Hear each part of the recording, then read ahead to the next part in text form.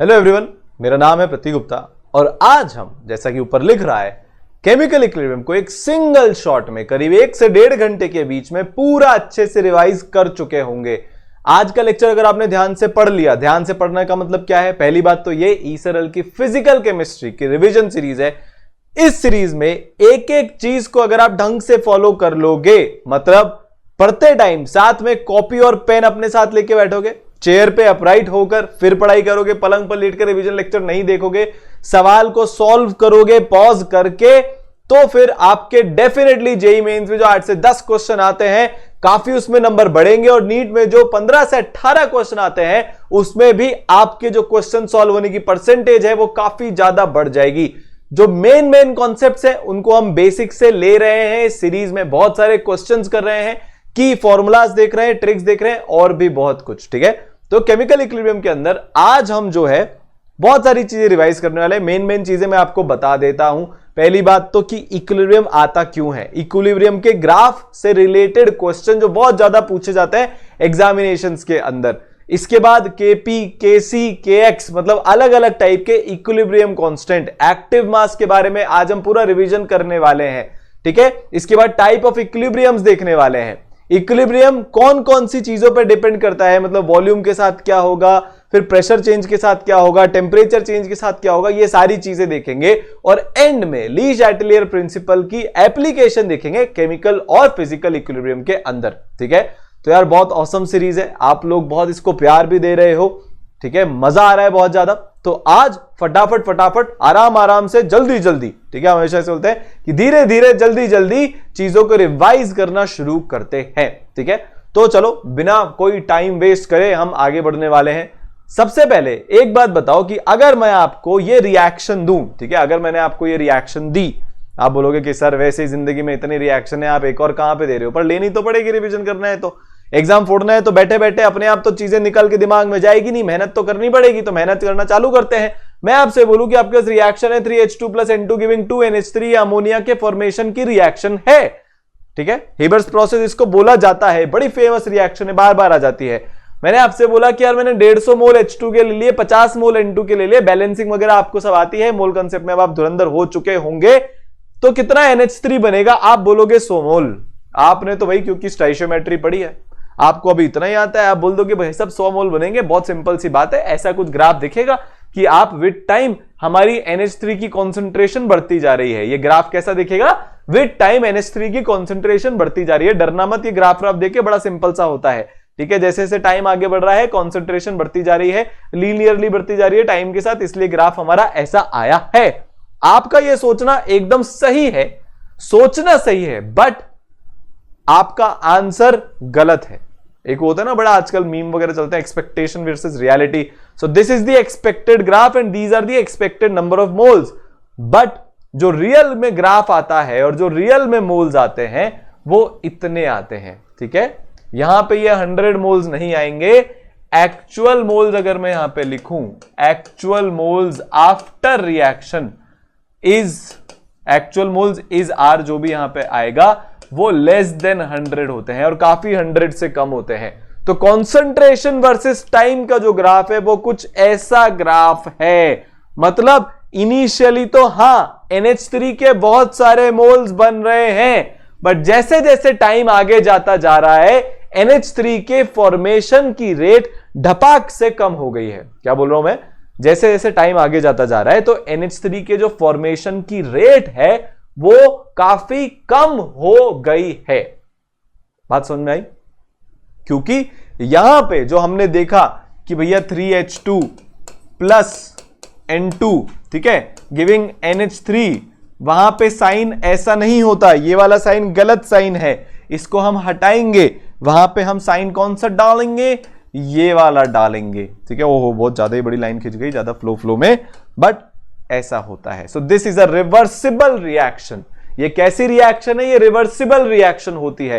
क्या होता है यार रिवर्सिबल रिएक्शन का मतलब? चलो थोड़ा सा इसको समझने की कोशिश करते हैं। यहां पे एक्चुअली क्या होता है कि दोनों रिएक्टेंट मिलके प्रोडक्ट तो बन रहा होता है, पर साइमल्टेनियसली प्रोडक्ट वापस से रिएक्टेंट में भी कन्वर्ट बैक हो रहा होता है। देखो हमने ये क्या साइन लगाया है, हाफ एरो आगे की तरफ, हाफ एरो पीछे की तरफ, मतलब रिएक्शन आगे भी जा रही है, साइमल्टेनियसली रिएक्शन पीछे भी आ रही है। तो एक्चुअली में क्या होता है कि बीच में कहीं पे सेटल डाउन हो जाता है। इसको समझने के लिए बड़ा एक सिंपल है, दो दोस्त हैं, चंगू और मंगू। ये दोस्त चंगू है, ये दोस्त मंगू है, ये दोनों रहते हैं, एक जना लेट से बॉम्बे में रहता है, एक जना लेट से दिल्ली में रहता है, ठीक है। चंगू को मंगू से मिलना है। आपने क्या सोचा कि यार चंगू पूरा का पूरा बॉम्बे चल के जाएगा तो इसका डिस्टेंस कवर हो जाएगा, दिल्ली से बॉम्बे के बीच के डिस्टेंस करीब 1500 किलोमीटर जो रोड से होता है। पर जनरली जो ज्यादातर रिएक्शंस होते हैं दुनिया में उसमें ऐसा नहीं होता। उसमें क्या होता है कि कुछ दूरी तो ये तय करेगा और कुछ दूरी ये तय करेगा, ये कहीं पे बीच में आके मिलेंगे। तो हर रिएक्शन के अंदर ऑलमोस्ट ऐसा ही चलता रहता है कि यार कुछ रिएक्शन फॉरवर्ड जाती है तो कुछ रिएक्शन बैकवर्ड भी जाती है। तो अब आपके साथ बहुत सारे सवाल खड़े हो गए कि सर ये बैकवर्ड रिएक्शन का क्या फंडा है, ऐसा क्यों होता है। आज आपको सब बताऊंगा, शायद आप ये पहली बार समझेंगे क्योंकि हम रीजंस के साथ आगे बढ़ते हैं कि रिएक्शन एक्चुअली में बैकवर्ड में आती क्यों है, ठीक है। तो फॉरवर्ड में भी रिएक्शन जाती है, बैकवर्ड में भी रिएक्शन जाती है, इसीलिए पूरे के पूरे 100 मोल ना मिलके हमको कम मोल्स मिलते हैं, ठीक है। और यही पूरा केमिकल इक्विलिब्रियम का फंडा है कि यार यील्ड 100% क्यों नहीं आ रही, लेस देन 100% यील्ड क्यों आ रही है, जबकि हमने H2 और N2 को तो पूरा प्योर लिया था, ठीक है। H2 के ही 150 मोल लिए थे, N2 के ही 50 मोल लिए थे, एग्जैक्टली एकदम सुपर प्योर 100% प्योर थे, ठीक है। ग्राफ का ऐसा क्यों शेप आ रहा है, हमने जबकि एक्सपेक्ट किया था ऐसा शेप आएगा। और यील्ड एग्जैक्टली कितनी आ रही है, सर आपने ये तो बोल दिया यील्ड कम आ रही है, पर हमसे एग्जामिनर तो ये पूछने वाला है ना, या जिंदगी में अगर हम कोई प्लांट सेटअप करेंगे तो हमें पता होना चाहिए ना कि कितनी यील्ड आएगी। आपने मोल कंसेप्ट में बोला था कि यूरिया का प्लांट सेटअप करना है, उसके लिए अमोनिया बनानी है। अब आप बोल रहे हो अमोनिया इतनी आसानी से बनती नहीं है, तो बताओ तो सही कितनी बनती है, वो हम अब देखते हैं। तो ये सारे सवालों के हम जवाब ढूंढने वाले हमारे इस प्यारे से चैप्टर में, केमिकल इक्विलिब्रियम। ये फिजिकल केमिस्ट्री का सबसे आसान चैप्टर है, इससे आसान चैप्टर कहीं पे भी नहीं है, और इससे बहुत सिंपल सवाल आते हैं, ठीक है। तो देखो आगे चलते हैं, इस प्रॉब्लम को आप समझो। एक बैंक होता है ना, तो उसमें पैसे आते हैं और कुछ लोग जाके पैसे निकाल के भी आ जाते हैं, ठीक है।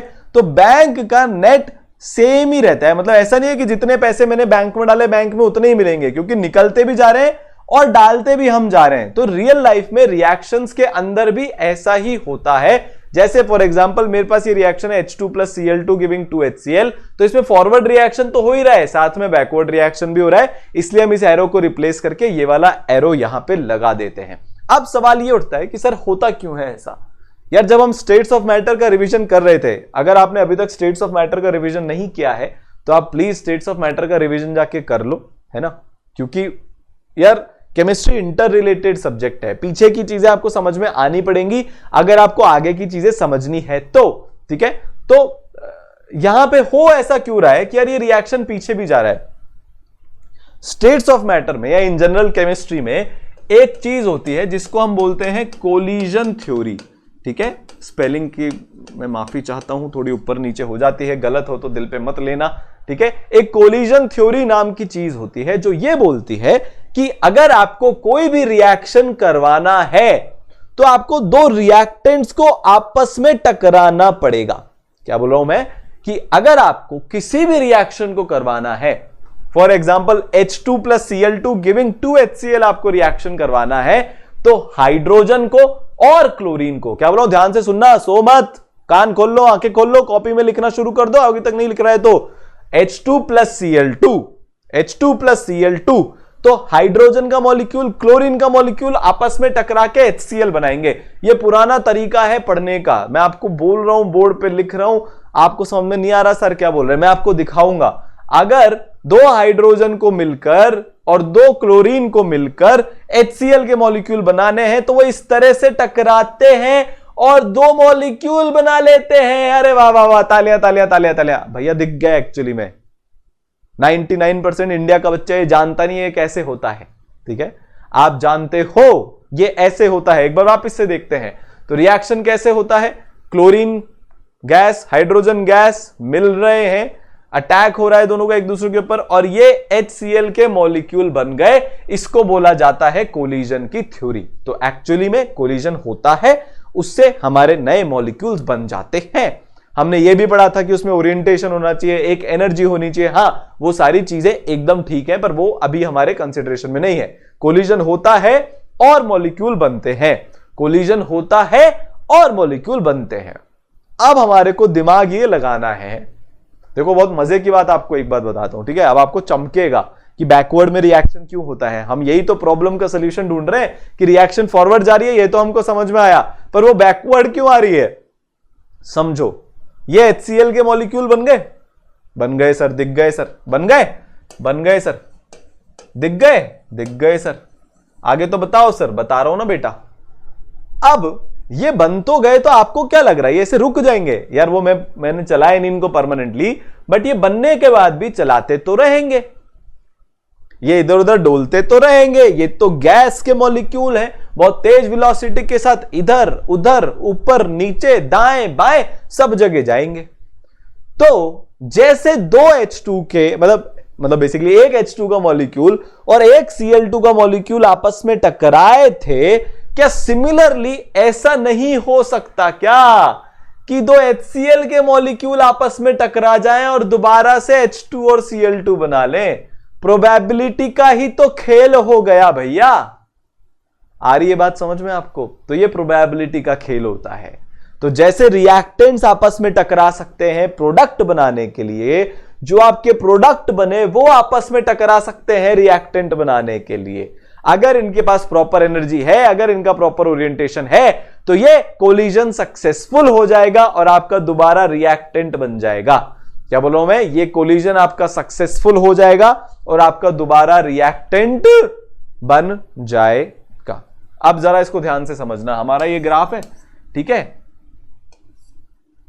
ना? तो ये जो हमारा प्रोडक्ट है ये बन रहा है, यहां तक ये बना, मतलब इसका कंसंट्रेशन बढ़ता जा रहा है। जैसे जैसे टाइम आगे जा रहा है इसका कंसंट्रेशन बढ़ता जा रहा है। जरा ध्यान से सुनना, बहुत काम की आपको एक बात बता रहा हूं। इसका मतलब आपके दिमाग में यह भी आना चाहिए कि सर शुरू में तो ज्यादा रेट आ रही है, बाद में रेट कम क्यों हो गई? आपके दिमाग में यह क्वेश्चन आना चाहिए है, ठीक है? आ रही बात समझ में? इस ग्राफ का अब अपन शेप समझने की कोशिश करते हैं। देखो, शुरुआत में आपने HCl के मॉलिक्यूल बनाए, चलिए, तो उसका कंसंट्रेशन बढ़ गया बढ़ गया बढ़ गया बढ़ गया बढ़ गया। अब जरा एक बात समझना कि बहुत सारे HCl के मॉलिक्यूल हो जाएंगे। ये मेरा एक कंटेनर है, ठीक है, मैं 1 मॉलिक्यूल बोल देता हूं मेरे H2 प्लस Cl2 मॉलिक्यूल्स को, और 2 मॉलिक्यूल बोल देता हूं HCl के मॉलिक्यूल को। जब रिएक्शन नया नया शुरू हुआ है तो आपको हर जगह 1 मॉलिक्यूल दिखेंगे। 2 तो जस्ट एक आध दिखेगा क्योंकि एक आध बना होगा। इसका मतलब शुरू में H2 और Cl2 का कंसंट्रेशन ज्यादा है, तो जिसका ज्यादा कंसंट्रेशन है वो ज्यादा टकराएगा। सही बात है। जैसे जैसे टाइम आगे बढ़ता जा रहा है आपके कुछ 1 हटके यहां पे 2 आने वाले हैं, मतलब HCl के मॉलिक्यूल आने वाले हैं। तो जैसे जैसे आप टाइम बढ़ा रहे हो, this is concentration of HCl का ग्राफ विद टाइम, तो जैसे जैसे आप टाइम में आगे जा रहे हो HCl का कॉन्सेंट्रेशन ऊपर जा रहा है। कॉन्सेंट्रेशन ऊपर जा रहा है मतलब मॉलिक्यूल्स भी ज्यादा हो रहे हैं। मॉलिक्यूल्स अगर ज्यादा हो रहे हैं तो T फॉर टक्कर भी ज्यादा होगी।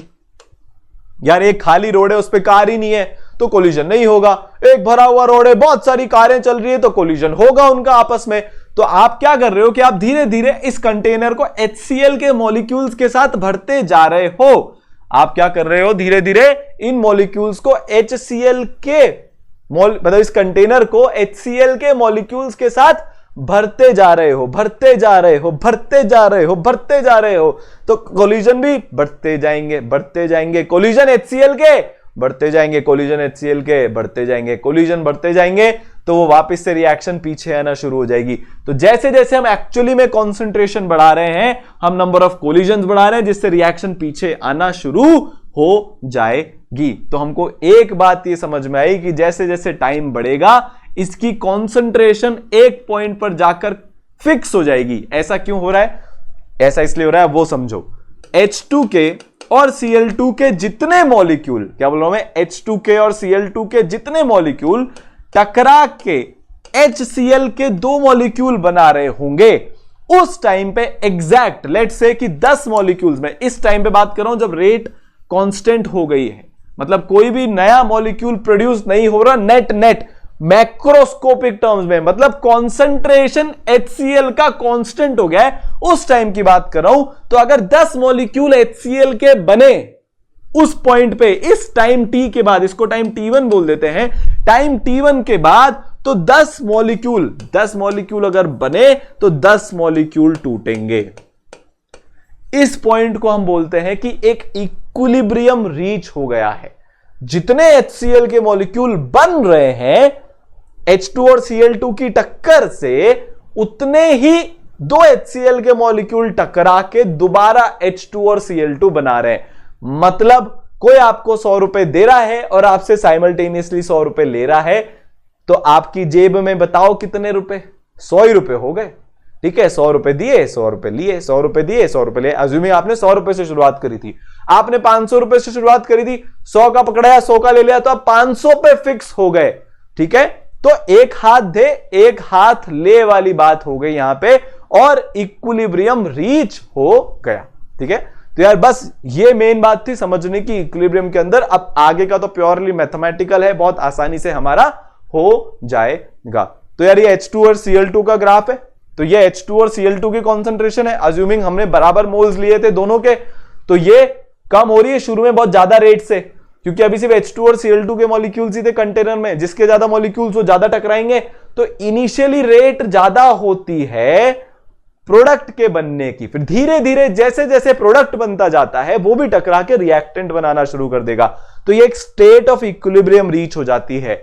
ये जनरल ग्राफ है, आपको ऐसा ही ग्राफ देखने को मिलेगा इक्विलिब्रियम के रिएक्शंस के लिए। आपको ऐसा ही ग्राफ देखने को मिलेगा, आपको ऐसा ही ग्राफ देखने को मिलेगा इक्विलिब्रियम के रिएक्शंस के लिए, जहां पे हमने कॉन्सेंट्रेशन वर्सेस टाइम का ग्राफ प्लॉट किया है। ये नीचे वाला जो है ये प्रोडक्ट है, और ये जो ऊपर वाला है ये रिएक्टेंट का ग्राफ है। ठीक है, आई बात समझ में? नोटिस करने वाली बात, शुरुआत में जल्दी जल्दी प्रोडक्ट बन रहा है, जल्दी जल्दी रिएक्टेंट खत्म हो रहे हैं, ओवर टाइम रेट कम होती जा रही है, कम होती जा रही है, एक पॉइंट पे रेट कांस्टेंट हो गई। जितनी रेट से प्रोडक्ट बन रहा है उतनी रेट से रिएक्टेंट भी बन रहा है, मतलब जितनी रेट से प्रोडक्ट बन रहा है उतनी रेट से प्रोडक्ट खत्म हो रहा है। तो बनने की रेट बराबर हो गई, मतलब number of molecules net fix हो गए, तो कॉन्सेंट्रेशन भी फिक्स हो जाएगी। क्योंकि कॉन्सेंट्रेशन क्या होती है? Moles upon volume. वॉल्यूम हमने बराबर फिक्स कर रखे, आपके नंबर ऑफ मोल्स फिक्स हो गए इस पॉइंट के बाद, क्योंकि नया कुछ भी क्रिएट नहीं हो रहा है नेट मैक्रोस्कोपिक टर्म में, तो आपकी कॉन्सेंट्रेशन भी फिक्स हो जाएगी। ठीक है, तो कोई भी ऑब्जर्वेबल मैक्रोस्कोपिक चेंज नहीं है। सर आप बहुत देर से ना ये नेट मैक्रोस्कोपिक चेंज ये सब बोल रहे हो, क्योंकि मैं इसलिए बोल रहा हूं भैया, बहुत सारे लोग इसको क्या मान लेते हैं कि अब यहां पे कोई एक्टिविटी ही खत्म हो गई है। नहीं, अगर आप माइक्रोस्कोपिक स्केल पे चले गए तो आपको दिखेगा बहुत सारे H2 के मॉलिक्यूल Cl2 के मॉलिक्यूल टकरा के HCl बना रहे हैं, बहुत सारे HCl के मॉलिक्यूल से टकरा के H2 और Cl2 बना रहे हैं। तो माइक्रोस्कोपिक लेवल पर, मॉलिक्यूलर लेवल पर एक्टिविटी चालू है। आज भी HCl बन रहा है और HCl टूट रहा है, बस इन दोनों की रेट बराबर है। बट अगर आप बाहर से कॉन्सेंट्रेशन का एक स्केल लेके बैठे हो, मान लो कॉन्सेंट्रेशन नापने के लिए भी हमारे पास थर्मोमीटर कोई जैसा डिवाइस है, आप उसको लेके बैठे हो और आप देख रहे हो कि कॉन्सेंट्रेशन चेंज हो रही है कि नहीं हो रही है, कॉन्सेंट्रेशन एग्जैक्टली बराबर रहेगी। इसका मतलब होता है नो ऑब्जर्वेबल मैक्रोस्कोपिक चेंज। ठीक है, तो N2 + 3H2 गिविंग 2NH3, इसका ग्राफ ऐसा कुछ होता है। अब यहां पे नोटिस करने वाली बात, बहुत शानदार बात जो आपको नोटिस करनी चाहिए, वो ये करनी चाहिए कि यार H2 के, देखो अगर मैं इसका वैसा लिखूं, मान लो मैंने इसके A मोल्स लिए थे शुरू में, मैंने इसके B मोल लिए थे, ठीक है, एट टाइम t = 0 पे, तो अगर मैं टाइम t = t पे इसके मोल्स देखूंगा तो ये हो जाएगा A - x। अगर इसका x खत्म हुआ तो इसके कितने खत्म होंगे? 3x, और इसके कितने बनेंगे? 2x। तो मतलब जिसका स्टाइशियोमेट्रिक कोफिशिएंट ज्यादा है उसके खत्म होने की रेट भी ज्यादा है। क्या बोल रहा हूं मैं? जिसका स्टाइशियोमेट्रिक कोफिशिएंट ज्यादा है तो उसके खत्म होने की रेट भी ज्यादा है। यहां पे नोटिस करो, इसकी रेट शुरुआत में खत्म होने की बहुत ज्यादा है। N2 की रेट खत्म होने की काफी कम है। क्यों? क्योंकि अगर N2 का 1 मोल कम हो रहा है तो करेस्पॉन्डिंगली हाइड्रोजन के 3 मोल कम होंगे, इसलिए इसका ग्राफ बहुत तेजी से नीचे आ रहा है, N2 का ग्राफ धीरे धीरे नीचे आ रहा है। NH3 के उसी ड्यूरेशन में 2 मोल बनेंगे जितने N2 के खत्म हुए, तो इसकी रेट भी N2 से ज्यादा है। अब यहां से क्वेश्चन आते हैं, अभी आपको बताऊंगा कैसे, बट आपको यह बात समझ में आनी चाहिए है जो मैंने बोली, दोबारा से रिपीट कर देता हूं। जिसका कोएफिशिएंट ज्यादा उसकी रेट भी ज्यादा, यह आपका की पॉइंट नंबर 1 हो गया। ठीक है, जिसका कोएफिशिएंट ज्यादा उसकी रेट ज्यादा, और रेट ज्यादा तो स्लोप भी ज्यादा। स्लोप के मैग्नीट्यूड की बात कर रहा हूं, स्लोप का मैग्नीट्यूड भी ज्यादा, क्योंकि यार स्लोप नेगेटिव भी हो सकती है अगर खत्म हो रहा है तो, और पॉजिटिव भी हो सकती है अगर कोई सामान बन रहा है तो इसमें सामान खत्म हो रहा है, इसमें सामान बन रहा है, खत्म होने वाले की रेट नेगेटिव, बनने वाले की रेट पॉजिटिव। ठीक है, चले आगे। चलिए, तो यहां पे इक्विलिब्रियम रीच आउट हो गया है, उसके बाद कॉन्सेंट्रेशन मैक्रोस्कोपिकली बराबर होगी। तो यार आपके सामने इक्विलिब्रियम की डेफिनेशन आ रही है, क्योंकि कुछ लोगों को डेफिनेशन से प्यार होता है कि such a state is reached during the reaction where composition of the system is fixed, then it is said to be in the state of equilibrium, या फिर इसको स्टेडी स्टेट भी बोला जाता है। ठीक है, इक्विलिब्रियम पे मैक्रोस्कोपिकली कोई चेंज नहीं होता, जैसा हमने देखा। यार अब हमने सब सीख लिया है इक्विलिब्रियम के बारे में, मैक्रोस्कोपिकली माइक्रोस्कोपिकली, अब तो हमको सिर्फ क्वालिटेटिवली इसको जज करना है। ठीक है, macroscopic properties of the system like concentration, pressure etcetera become constant at constant temperature. Constant हो जाती है कांस्टेंट टेम्परेचर के ऊपर, क्या हो जाती है? कांस्टेंट हो जाती है कांस्टेंट टेम्परेचर पे। चलिए, बहुत बढ़िया। Important characteristics of equilibrium: rate of forward process at equilibrium is equal to rate of backward process. Rate of reaction is change in concentration of product upon time. ये आप सब जानते हो। जितनी भी मेजरेबल प्रॉपर्टीज होती है सिस्टम की वो सारी कांस्टेंट रहती है, कंसंट्रेशन, प्रेशर वगैरह over time. Equilibrium is possible only in a close system. अगर आप क्लोज कंटेनर ले लोगे तो इसमें इक्विलिब्रियम ऑब्जर्व नहीं होगा, क्योंकि अगर गैसियस प्रोडक्ट होंगे तो वहां से उड़ा जाएंगे, हमको वो सब नहीं चाहिए है। तो इक्विलिब्रियम एक क्लोज्ड कंटेनर में ही हो सकता है। ठीक है, आगे चलें। चलिए, अब टाइप ऑफ इक्विलिब्रियम अपन देख लेते हैं। दुनिया में 2 तरह के इक्विलिब्रियम होते हैं, एक तो फिजिकल इक्विलिब्रियम होता है, इसके बारे में भी आप सब जानते हो। ठीक है, जैसे फ्यूजन हो गया आइस का, मतलब आइस का पिघलना, मेल्टिंग हो गया। इवेपोरेशन ऑफ वाटर हो गया, वाटर इवेपोरेट हो रहा है 100 डिग्री सेल्सियस पर। Dissolution of salts and absorption of gases हो गया, लिक्विड एटसेट्रा में। ये सारे फिजिकल इक्विलिब्रियम के एग्जांपल होते हैं। ठीक है, लिक्विड वेपर इक्विलिब्रियम हो गया, सॉलिड लिक्विड इक्विलिब्रियम हो गया। इस पे क्या होता है, जैसे मान लो मेरे पास ये वाटर है, ठीक है, मैंने इसको 100 डिग्री सेल्सियस पे हीट करना शुरू कर दिया। आप इसको हीट देते जाओगे ना, इसका टेम्परेचर नहीं बढ़ेगा। ठीक है, इसका क्या होगा, टेम्परेचर नहीं बढ़ेगा और ये मेल्ट होगा। ठीक है ना। सिमिलरली क्या होता है, जैसे मान लो मैंने यहां पे वाटर रख रखा है, ये हम लिक्विड सॉल्यूशन में देखेंगे, मैंने यहां पे वाटर रख रखा है 50 डिग्री सेल्सियस पर, तो यहां पे वेपर और लिक्विड के बीच में एक इक्विलिब्रियम एस्टैब्लिश हो जाता है, which is the type of physical equilibrium. ठीक है, दूसरा होता है केमिकल इक्विलिब्रियम, उसके बारे में हमने पढ़ लिया। जब केमिकल चेंज अकर होता है रिवर्सिबल रिएक्शन के अंदर, मतलब रिएक्टेंट्स प्रोडक्ट में कन्वर्ट होते हैं, प्रोडक्ट रिएक्टेंट में कन्वर्ट होता है similar condition of pressure and temperature के दौरान, तो रिएक्शन को हम बोलते हैं कि वो इक्विलिब्रियम के अंदर है, केमिकल इक्विलिब्रियम के अंदर है। ये सारी चीजें हमको आती हैं। आपसे क्वेश्चन पूछा गया, इसका जवाब दे दो यार। ठीक है, पढ़ लो एक बार क्वेश्चन को, जवाब दे दो। बड़ा सिंपल सा क्वेश्चन है। क्वेश्चन क्या पूछ रहा है, आपको जवाब क्या देना है।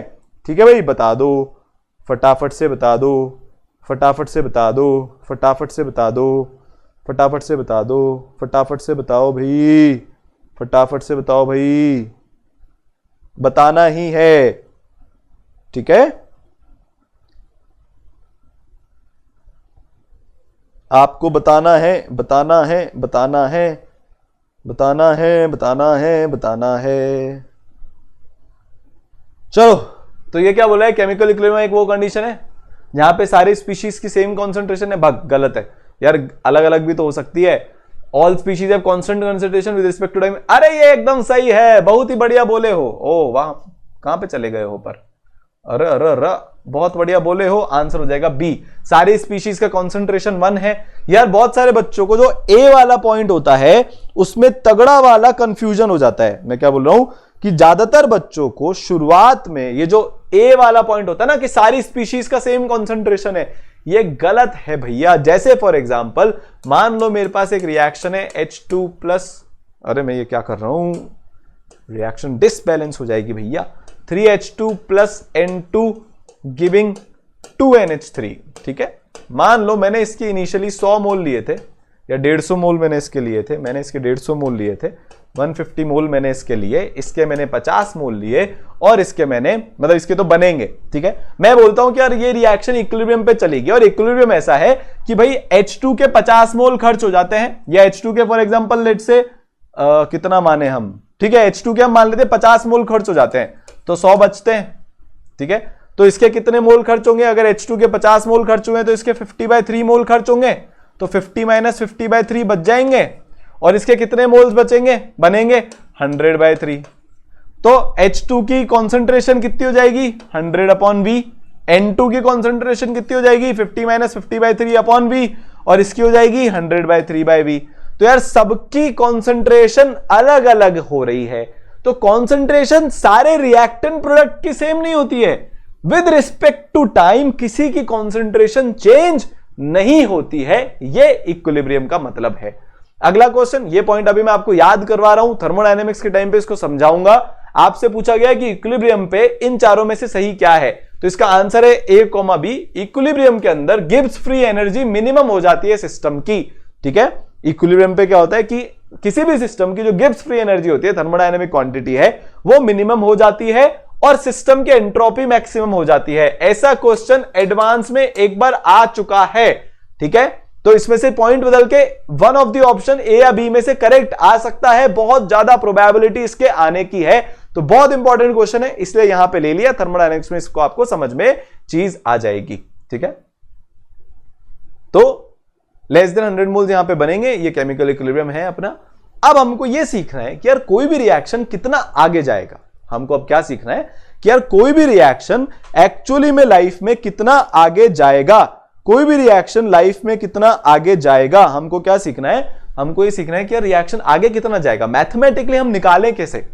मान लो मेरे को यही रिएक्शन दे रखा है 3H2 plus N2 giving 2NH3। अब आपसे कोई इसमें पूछ ले कि यार NH3 की यील्ड बता दो कितनी बनेगी, तो आपके पास मैथमेटिकल टर्म्स होने चाहिए, बस अब हम वही सीखने वाले हैं। तो एक गुलबर्ग एंड वॉग ने एक लॉ दिया था जिसको हम बोलते हैं लॉ ऑफ मास एक्शन, जो बोलता है कि किसी भी रिएक्शन का रेट, कोई भी जो रिवर्सिबल रिएक्शन है उसका जो रेट होगा वो डायरेक्टली प्रोपोर्शनल होगा एक्टिव मासेस के प्रोडक्ट के, जो हमने रिएक्टेंट्स लिए हैं उनके।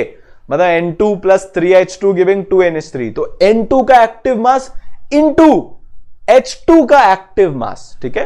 Active mass of N2 into active mass of H2 के प्रोडक्ट के प्रोपोर्शनल होगी इस रिएक्शन की रेट। प्रोपोर्शनलिटी कांस्टेंट हटेगा तो प्रोपोर्शनलिटी का साइन हटेगा, तो यहां पे एक रिएक्शन का कांस्टेंट आएगा, वही हमारे लिए बहुत इंपॉर्टेंट क्वांटिटी होने वाली है। तो गुलबर्ग एंड वॉग ने एक्सपेरिमेंटली ये बोला, यार ये हवा में से निकाला गया रूल नहीं है, ये उन्होंने मनमान एक्सपेरिमेंट किए होंगे हजारों की संख्या में, उससे उन्होंने ये लॉ को एस्टैब्लिश किया, ठीक है। तो अगर मैं इसको रिएक्शन के टर्म्स में लिखूं तो मेरे पास कोई भी एक जनरल रिएक्शन है, मेरे पास क्या है, मेरे पास कोई भी एक जनरल रिएक्शन है। मेरी जनरल रिएक्शन बोल रही है कि AA plus BB giving CC plus DD, ठीक है। तो रेट जो है वो प्रोपोर्शनल हो जाएगी active mass of A raise to the power A plus into active mass of B raise to the power B। ये raise to the power A और B क्या है, ये इनके स्टाइशियोमेट्रिक कोफिशिएंट है। क्या है, स्टाइशियोमेट्रिक कोफिशिएंट इनके हैं। तो आप एक रिएक्टेंट का एक्टिव मास लो, उसको उसके स्टाइशियोमेट्रिक कोफिशिएंट की पावर पे चढ़ाओ, इनटू दूसरे स्पीशीज का आप एक्टिव मास लो, उसको रेज टू द पावर कर दो उसके स्टाइशियोमेट्रिक कोफिशिएंट से। तो फॉरवर्ड रिएक्शन की रेट, क्योंकि यार हमने इसमें किसको लिया है, रिएक्टेंट्स को, तो जब हम रिएक्टेंट्स को लेते हैं तो वो फॉरवर्ड रिएक्शन की रेट हो जाती है। तो rate of forward reaction is equal to, ये क्या आया मेरा, ये मेरा प्रोपोर्शनैलिटी कांस्टेंट आया। देखो मैंने प्रोपोर्शन का साइन हटा के इक्वालिटी का साइन लगा दिया, active mass of A raise to the power A into active mass of B raise to the power B। तो ये मेरी टोटल रेट हो गई। तो मैं इससे फॉरवर्ड रिएक्शन की रेट पता लगा सकता हूं अगर मेरे को A के एक्टिव मासेस और B के एक्टिव मासेस पता है तो सर ये एक्टिव मास क्या होता है, कुछ नहीं होता, कॉन्सेंट्रेशन का एक फैंसी सा नाम होता है। KF को rate constant of forward reaction बोला जाता है। तो रेट कांस्टेंट किसी भी रिएक्शन का सिर्फ टेम्परेचर पर डिपेंड करता है, बाकी ये किसी पे डिपेंड नहीं करता। ये टेम्परेचर डिपेंडेंट क्वांटिटी है, केमिकल काइनेटिक्स में इसके बारे में पढ़ेंगे, ठीक है। आरएनएस इक्वेशन होती है वो हमको इसके बारे में बता देती है। सिमिलरली अगर आपको बैकवर्ड रिएक्शन की रेट डिटरमाइन करनी है तो बैकवर्ड रिएक्शन में एक्चुअली जो प्रोडक्ट है वो रिएक्टेंट है, क्योंकि रिएक्शन अब इस डायरेक्शन में जा रही है तो उसमें आपको C का एक्टिव मास लेना पड़ेगा raise to the power C, फिर इंटू D का active mass raise to the power D। तो बैकवर्ड रेट हो जाएगी KB, इसको हम बोलते हैं rate constant of the backward reaction into active mass of C raise to the power C into active mass of D raise to the power D, ठीक है, जहां पे KB is equal to rate constant of backward reaction है। Active मास क्या होता है? कुछ नहीं होता, बहुत लंबी चौड़ी यहां पे डेफिनेशन लिखी हुई है। बहुत सिंपल सी बात एक है कि active mass is equal to number of moles upon volume which is equal to the concentration, ठीक है। तो कॉन्सेंट्रेशन के बराबर होता है active mass is equal to moles upon volume, grams in weight upon molecular weight into volume in litre. Volume को आपको litre में लेना है, मोल्स तो मोल्स ही होते हैं, ठीक है। और अगर आपको वॉल्यूम मिलीलीटर में देनी है तो ऊपर 1000 से मल्टीप्लाई हो जाएगा। बेसिकली यूनिट्स का बहुत ध्यान रखना है, वॉल्यूम नीचे लीटर्स में ही होनी चाहिए। अगर आपको मिलीलीटर में वॉल्यूम दे रखी है और आप डायरेक्टली यहां पे पुट कर दोगे without converting it into litre तो आपका आंसर गलत आएगा। फिर मत बोलना कि सिली मिस्टेक हो गई, ये सिली मिस्टेक नहीं है, ये महापाप आप करते हो। यूनिट्स का ध्यान जो नहीं रखेगा फिजिकल केमिस्ट्री में उसके नंबर कटना लाजमी है, उसके नंबर पक्के से कटेंगे, ये 100% श्योर मान लेना। आपके नंबर कटते इसलिए क्योंकि आप यहां पे ध्यान ही नहीं रखते हो, ठीक है। आगे चलें, पक्का। सर हमारी तो सिली मिस्टेक हो गई सर, हमको आता तो था सर, बहुत पढ़ के गए थे, बहुत सवाल करके गए थे, सिली मिस्टेक हो गई। अरे तो पेपर में सो रहे थे क्या यार? ये मत करना प्लीज। आप लोग इतनी मेहनत करके जाते हो, एकदम पूरा 100% कॉन्फिडेंस के साथ जाते हो और वहां जाके यूनिट में गड़बड़ करके आते हो ना, तो सही बता रहा हूं दिल दुखता है। इतनी मेहनत करी हम सब ने साथ में मिलके और आप एंड में जाके वो बोलना नहीं चाह रहा मैं, वो करके जो आ जाते हो ना। यूनिट्स का ध्यान रखना, ठीक है, पक्का। आगे चलें, चलिए, बहुत बढ़िया। आपसे बोला गया है कि 4 वेसल है, सबकी वॉल्यूम 10 लीटर है, उसमें इतना इतना ये है, बता दो कि किस कंटेनर में सेम एक्टिव मास होगा A के जितना। तो फटाफट से कैलकुलेशन कर लो, active mass equal to number of moles upon volume in litre. तो आपको ग्राम दे रखा है, इसको आप मोल्स में कन्वर्ट करो, उसकी वॉल्यूम से डिवाइड कर देना, इसका आंसर आ जाएगा। शायद B और D होगा, भी देखते हैं क्या आंसर आएगा। A के लिए अगर मैं एक्टिव मास की बात करूं तो 0.1 मोलर एक्टिव मास हो गया। B के लिए अगर मैं बात करूं तो 0.1 मोलर एक्टिव मास हो गया। C के लिए अगर मैं बात करूं तो भैया Cl2 का मास कितना होता है? Cl2 का मास होता है 71, तो 35.5 अपॉन 71 इंटू 10 0.5 मोलर हो गया, ठीक है। तो ये तो हो गया गलत, है ना, ये तो ज्यादा हो गया। और अगर हम D के लिए बात करें, यार ये कुछ गड़बड़ है यहां पे, this should be equal to 0.05, ये 0.05 मोलर होगा क्योंकि वहां पे एक नीचे 10 भी है। CO2 की अगर हम बात करें तो वो इतना हो जाएगा। बेसिकली इसको करने का बहुत सिंपल तरीका है, जिसके मोल्स बराबर होंगे 16 ग्राम CH4 के मोल्स के, वो हमारा आंसर हो जाएगा। तो ये भी 1 मोल है, ये भी 1 मोल है और ये 0.5 मोल है, तो आंसर हो जाएगा B, D। ऐसे क्वेश्चन बहुत आते हैं, बहुत आसान क्वेश्चन है, इजिली हो जाता है, ठीक है। इक्विलिब्रियम पे अब क्या होता है? इक्विलिब्रियम पे हमने ये देखा था कि प्रोडक्ट के बनने की रेट और प्रोडक्ट के खत्म होने की रेट बराबर हो जाती है। बनने की रेट, खत्म होने की रेट बराबर, बनने की रेट, खत्म होने की रेट बराबर, इक्विलिब्रियम कंडीशन के ऊपर। मतलब rate of forward reaction is equal to rate of backward reaction. Mathematically RF कितना होता है? इसके बराबर। RB कितना होता है? इसके बराबर। दोनों को हमने क्या कर दिया? बराबर कर दिया। तो एक क्वांटिटी अब हम डिसाइड करने वाले हैं, डिफाइन करने वाले हैं, जिसको हम बोलते हैं equilibrium constant, which is equal to KF upon KB। K equilibrium, इसको ऐसे लिखा जाता है, K equilibrium is equal to product के एक्टिव मासेस अपॉन रिएक्टिव के एक्टिव मासेस का प्रोडक्ट, ठीक है।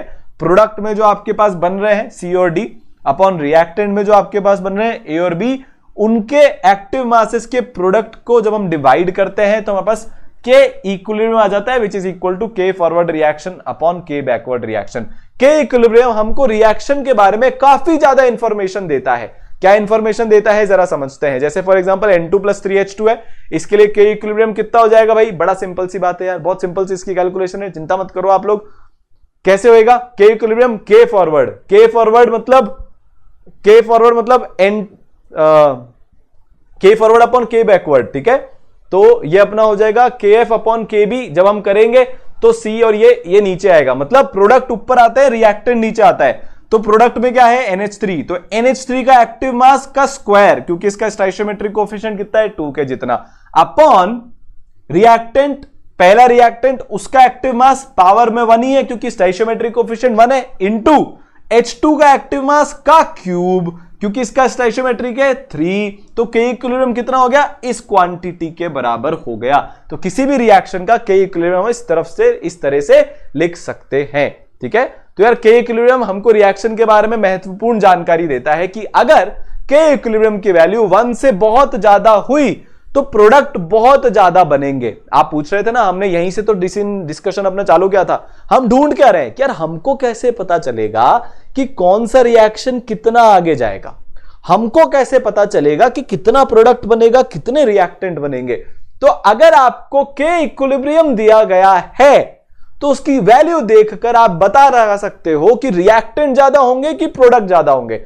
अगर K इक्विलिब्रियम 1 से बहुत ज्यादा है तो मतलब प्रोडक्ट्स में कन्वर्जन बहुत ज्यादा होगा, high conversion of reactants into products. अगर K इक्विलिब्रियम अप्रोक्सीमेटली 1 के बराबर है तो 50% रिएक्शन हो जाएगा, मतलब जितने प्रोडक्ट होंगे उतने ही रिएक्टेंट करीब करीब बराबर बराबर होने वाले हैं। और अगर K इक्विलिब्रियम 1 से बहुत कम हुआ, इसका मतलब रिएक्टेंट्स का कन्वर्जन प्रोडक्ट के अंदर काफी कम हो रहा है।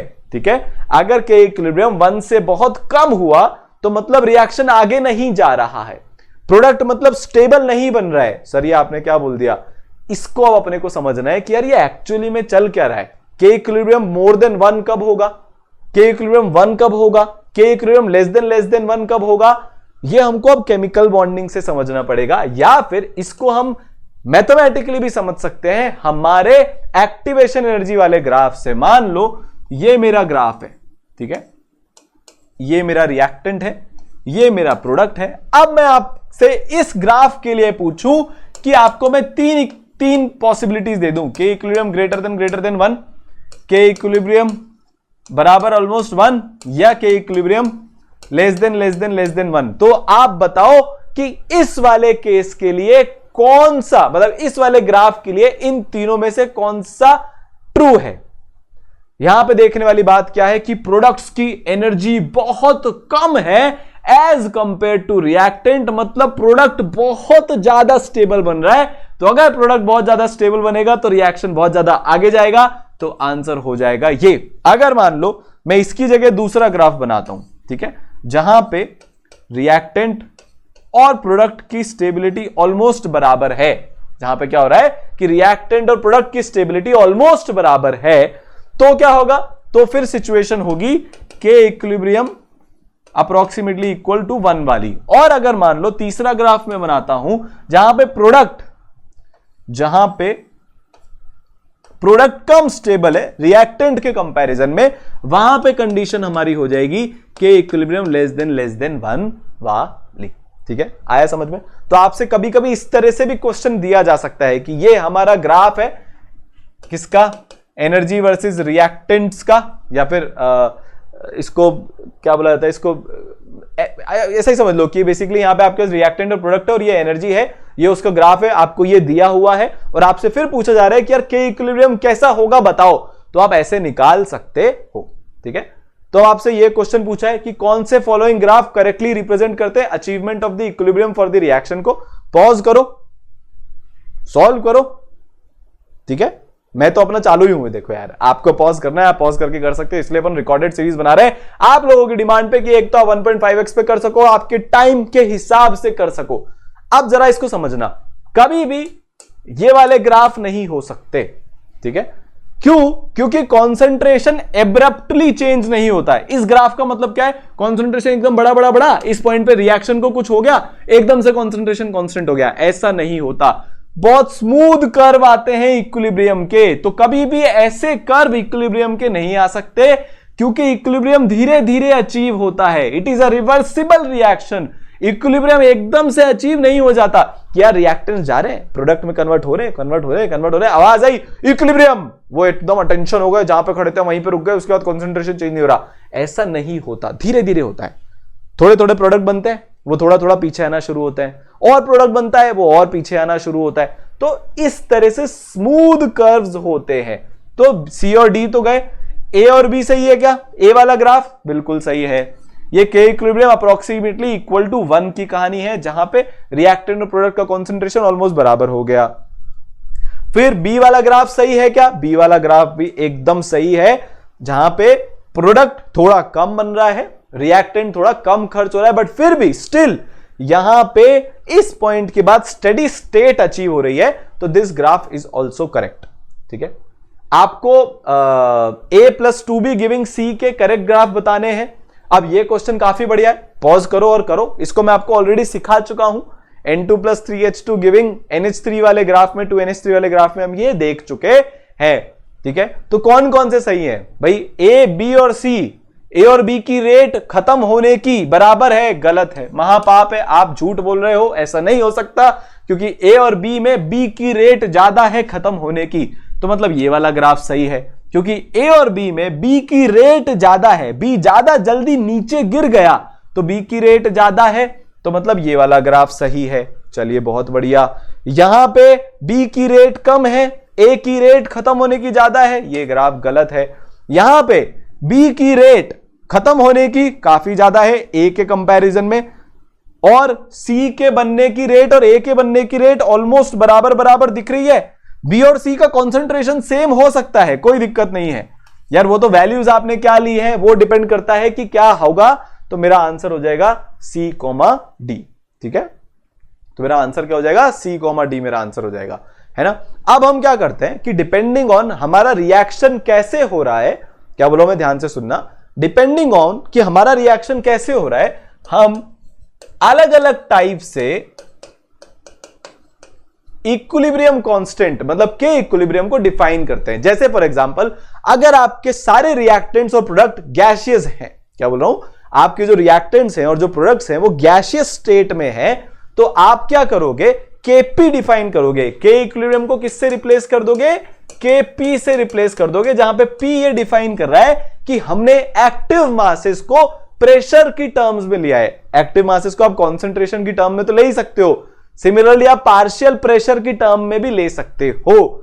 तो equilibrium constant in terms of partial pressure, ठीक है, it is defined for the equilibrium reaction which contains at least one gaseous component.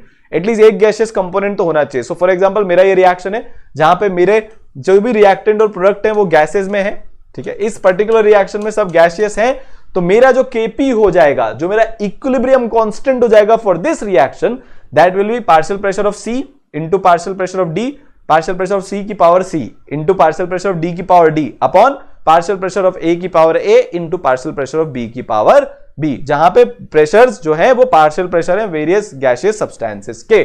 ठीक है, तो आपसे एक क्वेश्चन पूछा गया है कि एक गैस फेज में रिएक्शन हो रही है इक्विलिब्रियम पे, यही अपनी हेबर वाली रिएक्शन हो रही है, पार्शियल प्रेशर H2 और N2 का 0.4 0.8 दिया हुआ है, टोटल प्रेशर एंटायर सिस्टम का 2.4 एटमॉस्फेयर दिया हुआ है, तो केपी की वैल्यू क्या होगी अगर सारे प्रेशर एटमॉस्फेयर में दिए हुए हैं? तो आपको चाहिए क्या? आपको ये सब चाहिए। केपी विल बी NH3 का पार्शियल प्रेशर का स्क्वायर अपॉन H2 के पार्शियल प्रेशर का क्यूब इंटू N2 के पार्शियल प्रेशर की पावर 1। H2 और N2 के पार्शियल प्रेशर गिवन है, पर सर अमोनिया का तो पार्शियल प्रेशर ही नहीं गिवन, हम इसको सॉल्व कैसे करेंगे? शायद क्वेश्चन में कुछ गड़बड़ी हो गई है, हम इसको सॉल्व नहीं कर पाएंगे। अरे भैया, आपको टोटल प्रेशर दिया हुआ है ना, तो डाल्टन ने क्या बोला था कि total pressure is equal to जितने भी गैसियस कंपोनेंट है सबके प्रेशर का सम। तो अगर NH3 का प्रेशर P3 मान लेता हूं मैं पार्शियल प्रेशर, ये NH3 का अगर मैं पार्शियल प्रेशर मान लेता हूं, तो 2.4 में से इन दोनों को माइनस कर दो तो आंसर आ जाएगा। तो NH3 का पार्शियल प्रेशर हो गया 1.2, तो आंसर मेरा आ जाएगा 1.2 का स्क्वायर अपॉन 0.4 का क्यूब इंटू 0.8, आंसर आ जाएगा 28.125 पर ATM स्क्वायर। ठीक है, ये मेरा आंसर आ जाएगा। चलिए बहुत बढ़िया। अब इतने आसान क्वेश्चन आते हैं, ठीक है, ये एक्चुअल एग्जाम में आया हुआ क्वेश्चन है आपका AIEEE 2011 मतलब जेई मेंस में आया हुआ ये क्वेश्चन है। 2011 में जब मैंने अपना एग्जाम पहली बार दिया था, ठीक है, एक वेसल है 1000 केल्विन पर जो कंटेन करता है CO2 with a pressure of 0.5 ATM। बहुत बढ़िया। कुछ CO2 को कन्वर्ट कर दिया गया है CO में ग्रेफाइट के एडिशन पर। चलिए बहुत बढ़िया। टोटल प्रेशर इक्विलिब्रियम का अगर 0.8 ATM है तो K की वैल्यू क्या होगी? तो आपसे इक्विलिब्रियम कांस्टेंट की वैल्यू पूछी जा रही है। कुछ नहीं करना, इसका आंसर कैसे निकालेंगे? पहले आपको रिएक्शन पता होनी चाहिए। CO2 plus C will give you 2 carbon monoxide. ये रिवर्सिबल रिएक्शन है, मतलब पूरी आगे नहीं गई, कुछ हद तक आगे गई है। तो अगर ये शुरू में 0.5 ATM का प्रेशर लेके बैठा था, जहां पे आपको ये दिया गया है, तो जब रिएक्शन आगे जाएगा तो इसका प्रेशर मान लो P से कम हुआ, क्योंकि यार ये कन्वर्ट हुआ ना यार, ये प्रोडक्ट में कन्वर्ट हुआ, तो इसका पार्शियल प्रेशर तो कम होगा, क्योंकि कुछ प्रेशर किसका हो जाएगा? CO का। तो अगर इसका P प्रेशर कम हुआ तो इसका 2P प्रेशर बढ़ेगा। ठीक है, आप उसको मोल से भी कर सकते हो, फिर टोटल प्रेशर से मल्टीप्लाई कर सकते हो ना, डायरेक्टली प्रेशर से कर दिया तो टोटल पार्शियल प्रेशर कितना हो जाएगा? टोटल पार्शियल प्रेशर हो जाएगा 0.5 माइनस P, ये तो CO का है, प्लस सॉरी CO का क्या, ये CO2 का है, प्लस 2P, ये CO का पार्शियल प्रेशर है। तो प्रेशर टोटल मेरा हो जाएगा 0.5 प्लस P, यार 0.5 माइनस P प्लस 2P, तो 0.5 प्लस P। टोटल प्रेशर की आपको वैल्यू दी हुई है इक्विलिब्रियम पे 0.8 विच इज इक्वल टू 0.8। तो CO का पार्शियल प्रेशर कितना है? 2P which is equal to 2 into 0.3। यार P की वैल्यू कितनी आई? 0.3 आई ना, 0.8 माइनस 0.5, इतनी सी गणित तो आपको आती है? आती है सर। तो फिर लिख दो फटाफट, 0.6 हो गया। CO के पार्शियल प्रेशर की वैल्यू, CO2 के पार्शियल प्रेशर की वैल्यू कितनी हो गई? 0.5 माइनस P, तो 0.5 minus 0.3 which is equal to 0.2। तो Kp कितना हो गया? 0.6 का स्क्वायर, CO के पार्शियल प्रेशर का स्क्वायर, तो 0.6 का square upon 0.2, answer will be 1.8 ATM। इतने आसान लल्लू लल्लू हलवा हलवा सवाल आते हैं एग्जाम के अंदर। आप मोल फ्रैक्शन में भी डिफाइन कर सकते हो। किसको? जब आपको मोल फ्रैक्शंस पता हो तो आप इक्विलिब्रियम कांस्टेंट को मोल फ्रैक्शन की टर्म्स में भी डिफाइन कर सकते हो। उसका फॉर्मूला अपना हो जाएगा ये। अब सब कुछ सेम है, देखो सारी चीजें यहां पे अब सेम है, कुछ भी अंतर नहीं। हमने एक डिफाइन करना सीख लिया, हम बाकी सारे भी डिफाइन कर सकते हैं। ठीक है, तो kx हो जाएगा मोल फ्रैक्शन ऑफ C की power C, mole fraction of D की power D upon mole fraction of A की power A into mole fraction of B की पावर B। ठीक है ना, आ गई बात समझ में? पक्का? और आपको ये तो पता ही है कि partial pressure is equal to mole fraction into P total. ये फॉर्मूला कैसे आया? यार मेरा Kp क्या होता है? मेरे Kp में मैं यहां पे क्या करता? मैं यहां पे यही तो करता, मैं P टोटल से इसको P टोटल, मेरे जो भी पार्शियल प्रेशर है मैं उनको इस टर्म्स में लिख दूंगा, तो सारी चीजें मेरी पार्शियल मोल फ्रैक्शन की टर्म्स में आ जाएगी। ठीक है, तो ये फॉर्मूला आप याद कर लो। इसका डेरिवेशन लंबा है थोड़ा सा, मतलब लंबा क्या है, करने की जरूरत नहीं है, रिवीजन लेक्चर है, पूरा थोड़ी ना पढ़ाऊंगा यहां पर, वरना आपका टाइम बहुत ज्यादा लग जाएगा। So kx is equal to this. Similarly आप equilibrium constant in terms of concentration कर सकते हो, तो वो क्या हो जाएगा? कॉन्सेंट्रेशन ऑफ C की power D into concentration of D की पावर D, ये हम ऑलरेडी देख चुके हैं, इंटू कॉन्सेंट्रेशन ऑफ A की power A into concentration of B की पावर B। ये मेरा Kc के बराबर हो जाएगा। ये मेरा किसके बराबर हो जाएगा? Kc के बराबर हो जाएगा। तो आपको रिएक्शन दिया गया H2 plus I2 giving 2HI, H2I2 HI का कॉन्सेंट्रेशन इक्विलिब्रियम पे इतना दिया हुआ है, पर लीटर दिया हुआ है, और तो इसका इक्विलिब्रियम कांस्टेंट क्या हो जाएगा? तो HI का square upon H2 into I2, मेरा आंसर आ जाएगा। तो HI का square upon H2 into I2, सारी वैल्यूज आपको दी हुई है, वैल्यूज को आप पुट कर दो, सो आंसर विल बी 13.066। ये मैंने आपको इसलिए टाइम नहीं दिया यार, दिस इज अल्ट्रा इजी, मतलब इसमें कुछ भी नहीं है। ठीक है, आई बात समझ में? अब कुछ एक इंपॉर्टेंट पॉइंट्स आ रहे हैं। अगर आपने जिस मीडियम में रिएक्शन करवाया है वो मीडियम खुद रिएक्शन में पार्टिसिपेट कर रहा है, तो उसकी एक्टिविटी को हम 1 लेते हैं। उसकी एक्टिविटी को हम क्या लेते हैं? 1 लेते हैं। तो अगर एक्वस मीडियम में रिएक्शन हो रहा है और H2O is coming out as 1 product और रिएक्टेंट, उसकी एक्टिविटी को 1 माना जाता है, हम उसको इंक्लूड नहीं करते। तो इसमें Kc की वैल्यू कितनी हो जाएगी? B का स्क्वायर अपॉन A। यहां पे हम H2O का एक्टिविटी को नहीं लेंगे। ठीक है, ये बहुत इंपॉर्टेंट पॉइंट है, इसको आप ध्यान रखना। वाटर अगर सॉल्वेंट है और वाटर एज अ मीडियम में आपने रिएक्शन करवाया तो आप वाटर की एक्टिविटी को नहीं लोगे। ठीक है, पर यहां पे वाटर हमारा सॉल्वेंट नहीं है, क्योंकि रिएक्शन एक्वस मीडियम में नहीं हो रहा है। हम वाटर की एक्टिविटी को 1 कब लेते हैं? जब आपने रिएक्शन पानी को एज अ मीडियम बना के किया है। यहां पे पानी मीडियम नहीं है, यहां पे कुछ भी मीडियम हो सकता है, पेट्रोल हो सकता है, C2H5 हो सकता है, C2H5OH हो सकता है, CCl4 हो सकता है, अगर पानी नहीं है तो पानी is just a simple product. पानी क्या है? Just a simple product. तो यार जब सिंपल प्रोडक्ट कोई चीज होती है और वो हमारा कोई मीडियम भी नहीं है इस पर्टिकुलर रिएक्शन में, तो हम H2O की एक्टिविटी को भी इंक्लूड करेंगे। वाटर हम यहां पे लेते हैं, ठीक है।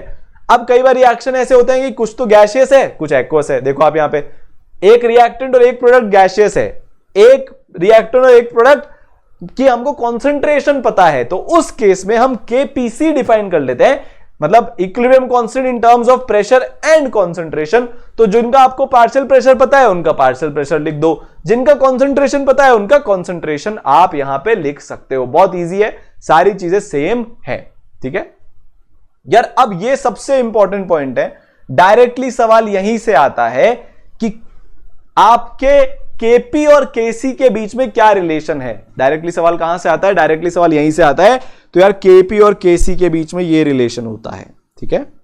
इसको आपको याद करना है, दिस इज द बिगेस्ट, सबसे बड़ा इंपॉर्टेंट फॉर्मूला यही है कि KP is equal to KC into RT, PV is equal to nRT वाला RT है, जहां पे R यूनिवर्सल गैस कांस्टेंट है, टेम्परेचर केल्विन में हमको लेना है, की power delta NG। Sir delta NG क्या होता है?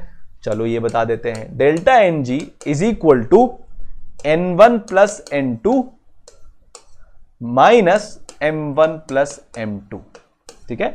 इस रिएक्शन में देखो M1 moles of A plus M2 moles of B are reacting to give you N1 moles of C plus N2 moles of D। तो डेल्टा NG हमको इसमें सिर्फ गैसेस वाले लेने हैं। ये रिएक्शन जो है सिर्फ KP और KC के बीच की जो हमारा रिलेशनशिप है, ये सिर्फ उन रिएक्शंस में आएगी जहां पे सारे रिएक्टेंट्स और सारे प्रोडक्ट्स गैसियस हैं, ठीक है ना, जहां पे हमको गैसियस लोगों के बीच में डील करना है। देखो या तो सॉलिड है, बहुत सारे एग्जांपल इसके करेंगे हम, वहां पे समझ लेंगे, बट यहां पे हमको फंडा क्या है? डेल्टा NG क्या है? Difference in moles of gaseous reactants and products. तो देखो यहां पे सारे लोग गैसियस स्टेट में थे, ये भी गैसियस है, ये भी गैसियस है, ये भी गैसियस है और ये भी गैसियस है, ठीक है। तो N1 प्लस N2 प्रोडक्ट में जितने मोल्स हैं गैसेस के, minus M1 plus M2 reactant में जितने मोल्स हैं गैसेस के। तो डेल्टा NG की वैल्यू क्या होती है? डेल्टा NG की वैल्यू होती है प्रोडक्ट के number of moles in gaseous state minus reactant के net number of moles into gaseous state, this is delta NG, ठीक है। तो क्या हो गया? KC इंटू RT की पावर डेल्टा NG। तो KP is equal to KC into RT की पावर डेल्टा NG। तो फॉर एग्जांपल मान लो मेरे पास ये रिएक्शन है, N2 plus O2 giving 2NO, H2 plus I2 giving 2HI। इस केस में अगर आप डेल्टा NG निकालोगे और ये गैसियस है, सब कुछ यहां पे गैसियस है, सब कुछ यहां पे गैसियस है, तो प्रोडक्ट में कितने मोल्स हो गए गैसियस स्टेट के? 2। रिएक्टेंट में कितने हो गए? 1 प्लस 1। तो डेल्टा NG की पावर वैल्यू कितनी हो गई? 0। तो मतलब KP is equal to KC into RT की पावर 0। किसी की पावर 0 तो वो 1 के बराबर होता है, तो KP is equal to KC। इसका मतलब हमको ये समझ में आया कि अगर, क्या समझ में आया हमको? जल्दी से बता दो भैया। हमको ये समझ में आया कि अगर number of moles of gases in product is equal to number of moles of gases in reactant, तो KP बराबर KC हो जाएगा। पर फॉर एग्जांपल अगर हमारा मान लो कुछ ऐसा रिएक्शन है, PCl5 giving PCl3 plus Cl2, ये हमने बेंस रूल में भी देखा था। तो यहां पे प्रोडक्ट के अंदर 2 मोल ऑफ गैस है, रिएक्टेंट के अंदर 1 मोल ऑफ गैस है, तो product minus reactant 1 plus 1 minus 1 which is equal to 1। तो KP is equal to KC into R into T, ठीक है। KP is equal to KC into R into T। R की value आपको given होती है, वो आपको पता ही है, वो आपको याद है। T की वैल्यू आपको गिवन होगी और आपको या तो KP निकालना होगा या KC निकालना होगा, ठीक है। बहुत सिंपल है, आपसे पूछ लिया जाएगा KP बताओ कितना है, और आपको KC भी नहीं होगा, वो आपको निकालना पड़ेगा। तो आप KP या KC में से कोई भी एक चीज निकाल के दूसरी चीज इस फॉर्मूला से निकाल सकते हो। आई बात समझ में? आगे चलते हैं। तो देखो यार, ये जो आपके एग्जाम है ना, जेईई मेन और नीट, इसमें अगर आपने फॉर्मूला याद करके चले गए, यार इतनी सी मेहनत तो आपको करनी ही पड़ेगी। अगर आपने सिर्फ फॉर्मूलेज भी याद रख लिए और उनकी टर्मिनोलॉजी क्लियर कर ली कि यार ये क्या होता है, तो आपके सामने ऐसे क्वेश्चंस आ सकते हैं। एक्चुअली में दिस एग्जाम, मतलब ये जेईई मेंस 2014 का पूछा हुआ क्वेश्चन है। अभी आपको हंसी आ जाएगी इसका लेवल देखते हुए। ये पूछ रहा है कि for the reaction SO2 plus half O2 giving SO3 सब गैसियस है, Kp की वैल्यू अगर Kc की पावर RT की पावर x है, जहां पे सिंबल्स का यूजुअल मीनिंग है, तो वैल्यू x की क्या होगी, अज्यूमिंग आइडियलिटी। यार आपको अगर सिर्फ फॉर्मूला याद था ना कि Kp is equal to Kc की पावर डेल्टा Ng, Kc मतलब Kc इंटू RT की पावर डेल्टा Ng, तो आप ये क्वेश्चन कर सकते थे, आपके 4 नंबर मार्क्स आराम से पेपर में आ सकते थे। तो यार ये जो होता है ना, हम बैठ जाते हैं, हम दुखी हो जाते हैं, ये नहीं हो रहा, वो नहीं हो रहा, हम बहाने बनाने लग जाते हैं, उस सब से कुछ नहीं होगा। अगर आपसे कुछ नहीं हो रहा ना, तो फॉर्मूलाज को याद कर लो। अगर आपसे इतना सा भी नहीं हो रहा ना कि यार क्या करें, माइंड मैप्स लेके बैठ जाओ, इसरल के माइंड मैप्स आपके लिए ब्रह्मास्त्र हैं, उनको रिवाइज करना शुरू कर दो। आपका मन नहीं लग रहा ना यार, तो कुछ तो करो जो आपको आपके कॉम्पिटिटर से आगे लेके जा रहा है। ऐसे बैठे रहने से कुछ नहीं होगा। अब यार इसमें बताओ 1 माइनस हाफ, ये डेल्टा Ng की वैल्यू हो गई, इसका आंसर आ जाएगा 4, यानी कि ये आपका दिल्ली। ठीक है, अब यार अब आप सोच के देखो, इतना आसान क्वेश्चन है, इतने बड़े लेवल के एग्जाम में आया है, ऐसे काफी क्वेश्चन आ जाते हैं, तो प्लीज फॉर्मूला भूलने के चक्कर में आप अपना बहुत बड़ा नुकसान करोगे अगर आपसे ये भी क्वेश्चन नहीं हुआ तो। ठीक है, अब ये थोड़ा सा ठीक ठाक लेवल का क्वेश्चन है। आपसे बोला गया कि 540 केल्विन पर 0.10 मोल्स है PCl5 के, इनको हमने हीट किया है 8 लीटर के एक फ्लास्क में। ठीक है, तो अब हमेशा हम क्या करते हैं, फिजिकल केमिस्ट्री के क्वेश्चन को अप्रोच करने का रास्ता क्या है, क्या क्या दिया हुआ है उसको अंडरलाइन कर लो या लिख लो। मैं यहां पे अंडरलाइन कर सकता हूं, इसलिए मैंने अंडरलाइन कर लिया। मोल्स मेरे को PCl5 के दिए हैं, मेरे को टेम्परेचर गिवन है और मेरे को वॉल्यूम गिवन है। ठीक है, pressure of the equilibrium mixture, मतलब इक्विलिब्रियम अटेन होने के बाद जो प्रेशर आया है वो मुझे दिया गया 1 एटमॉस्फेयर के बराबर, वॉल्यूम लीटर में है, ये एटमॉस्फेयर में। बहुत बढ़िया। Kp और Kc को आप कैलकुलेट कर लो। अच्छा, तो ये मेरे से Kp और Kc कैलकुलेट करवा रहे हैं। अब आपको ये डिसाइड करना पड़ेगा यहां पे कि आप पहले क्या निकालो, आप Kc निकालो या आप Kp निकालो। देखो मतलब ये आप अटेम्प्ट कर लेना, इसको पॉज करके आप अटेम्प्ट कर लो। इस क्वेश्चन की मैं आपको थॉट प्रोसेस सिखाता हूं। क्वेश्चन आपसे क्या बातें कर रहा है। क्वेश्चन में आपसे पूछा गया है कि Kp और Kc दो। Kp निकालने के लिए मेरे को सबके पार्शियल प्रेशर पता होने चाहिए। क्या मेरे को पार्शियल प्रेशर पता है? क्या मेरे को पार्शियल प्रेशर नहीं पता है, तो Kp निकालना बहुत मुश्किल हो जाएगा। ठीक है, Kc निकालने के लिए मेरे को कॉन्सेंट्रेशन पता लगानी है। मेरे को देखो इसके मोल्स दिए गए हैं इनिशियली। ठीक है, मेरे को इसके इनिशियली मोल्स दिए गए हैं, तो अगर मेरे को इसके मोल्स दिए गए हैं तो मैं बाकी सबके भी मोल्स निकाल सकता हूं। ठीक है, तो मेरा आंसर फिर आ जाएगा। तो इसीलिए क्योंकि मेरे लिए कॉन्सेंट्रेशन निकालना इजी है, मैं पहले Kc निकाल रहा हूं और फिर Kp is equal to Kc into RT की पावर डेल्टा Ng से मैं Kp की वैल्यू भी निकाल लूंगा। ठीक है, तो मेरा रिएक्शन क्या हो रहा है, PCl5, इसको हम हीट करेंगे तो ये PCl3 प्लस Cl2 में ब्रेक हो जाएगा, मेरा Kc की वैल्यू इतनी हो जाएगी। तो अगर T इज इक्वल टू 0 पे मेरा PCl3 0 था और Cl2 0 था, तो प्रोडक्ट तो 0 होंगे। PCl5 मेरा 0.1 था, तो T is equal to T पे अगर इसके x खर्च होंगे तो इसका x बनेगा और इसका x बनेगा। तो इसका मतलब मेरे को और क्या दिया हुआ है, मेरे को और यहां पे दिया गया है कि तो मेरे पास टोटल मोल्स कितने हो गए इक्विलिब्रियम पे, मेरे पास टोटल मोल्स जो इक्विलिब्रियम पे हो गए वो हो गए 0.1 प्लस x। ठीक है, तो मैं क्या कर सकता हूं यहां पे, Pv is equal to nRT। मेरे को टेम्परेचर दिया, इसलिए मैंने बोला था देखो आपको ये याद रखना है कि क्या क्या दिया हुआ है। टेम्परेचर दिया है, प्रेशर दिया है, वॉल्यूम दी हुई है, R पता है, नंबर ऑफ मोल्स निकल जाएंगे, x की वैल्यू मेरी इस इक्वेशन से निकल जाएगी। तो यहां पे मेरी x की वैल्यू क्या आ गई, 0.08 मेरी x की वैल्यू आ गई। अब Kc में निकाल सकता हूं क्या, बिल्कुल निकाल सकता हूं। PCl3 के कितने मोल्स हैं, x, वॉल्यूम कितनी है 8, तो x अपॉन 8 इसका एक्टिव मास या इसकी कॉन्सेंट्रेशन होगी, ये लिख दिया। x अपॉन 8 Cl2 के लिए हो गया, ये लिख दिया।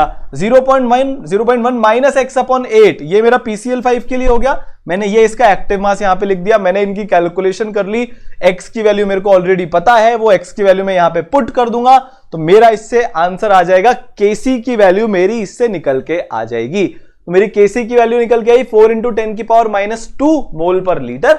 Kp की वैल्यू निकालने के लिए मैं 4 इंटू 10 की power -2 which is equal to, ये मेरी वैल्यू Kc के बराबर है। ठीक है, this is equal to Kc into ये R into T and this is delta Ng। ठीक है, तो ये बराबर हो गया 1.77 ATM के। तो Kp की वैल्यू कितनी आ गई, 1.77 ATM Kp की वैल्यू आ गई। ठीक है, आगे चले, क्लियर है? चलिए बहुत बढ़िया। अब Kp और Kx के बीच का रिलेशन इसको याद कर लो। Kp is equal to Kx into pressure. यहां पे प्रेशर टोटल प्रेशर है। बच्चों का कंफ्यूजन क्या होता है, आप गलती कहां पे करोगे, आपको फॉर्मूला तो याद रह जाएगा पर आप ये भूल जाओगे कि ये टोटल प्रेशर था कि पार्शियल प्रेशर था। सब बच्चे यही गलती करते हैं। तो आपको बता रहा हूं, जब हम Kp और Kx का रिलेशन निकालते हैं तो फॉर्मूला आता है Kp is equal to Kx into total pressure की power delta Ng। Kx into total pressure की पावर डेल्टा Ng, यहां पे फॉर्मूला आता है।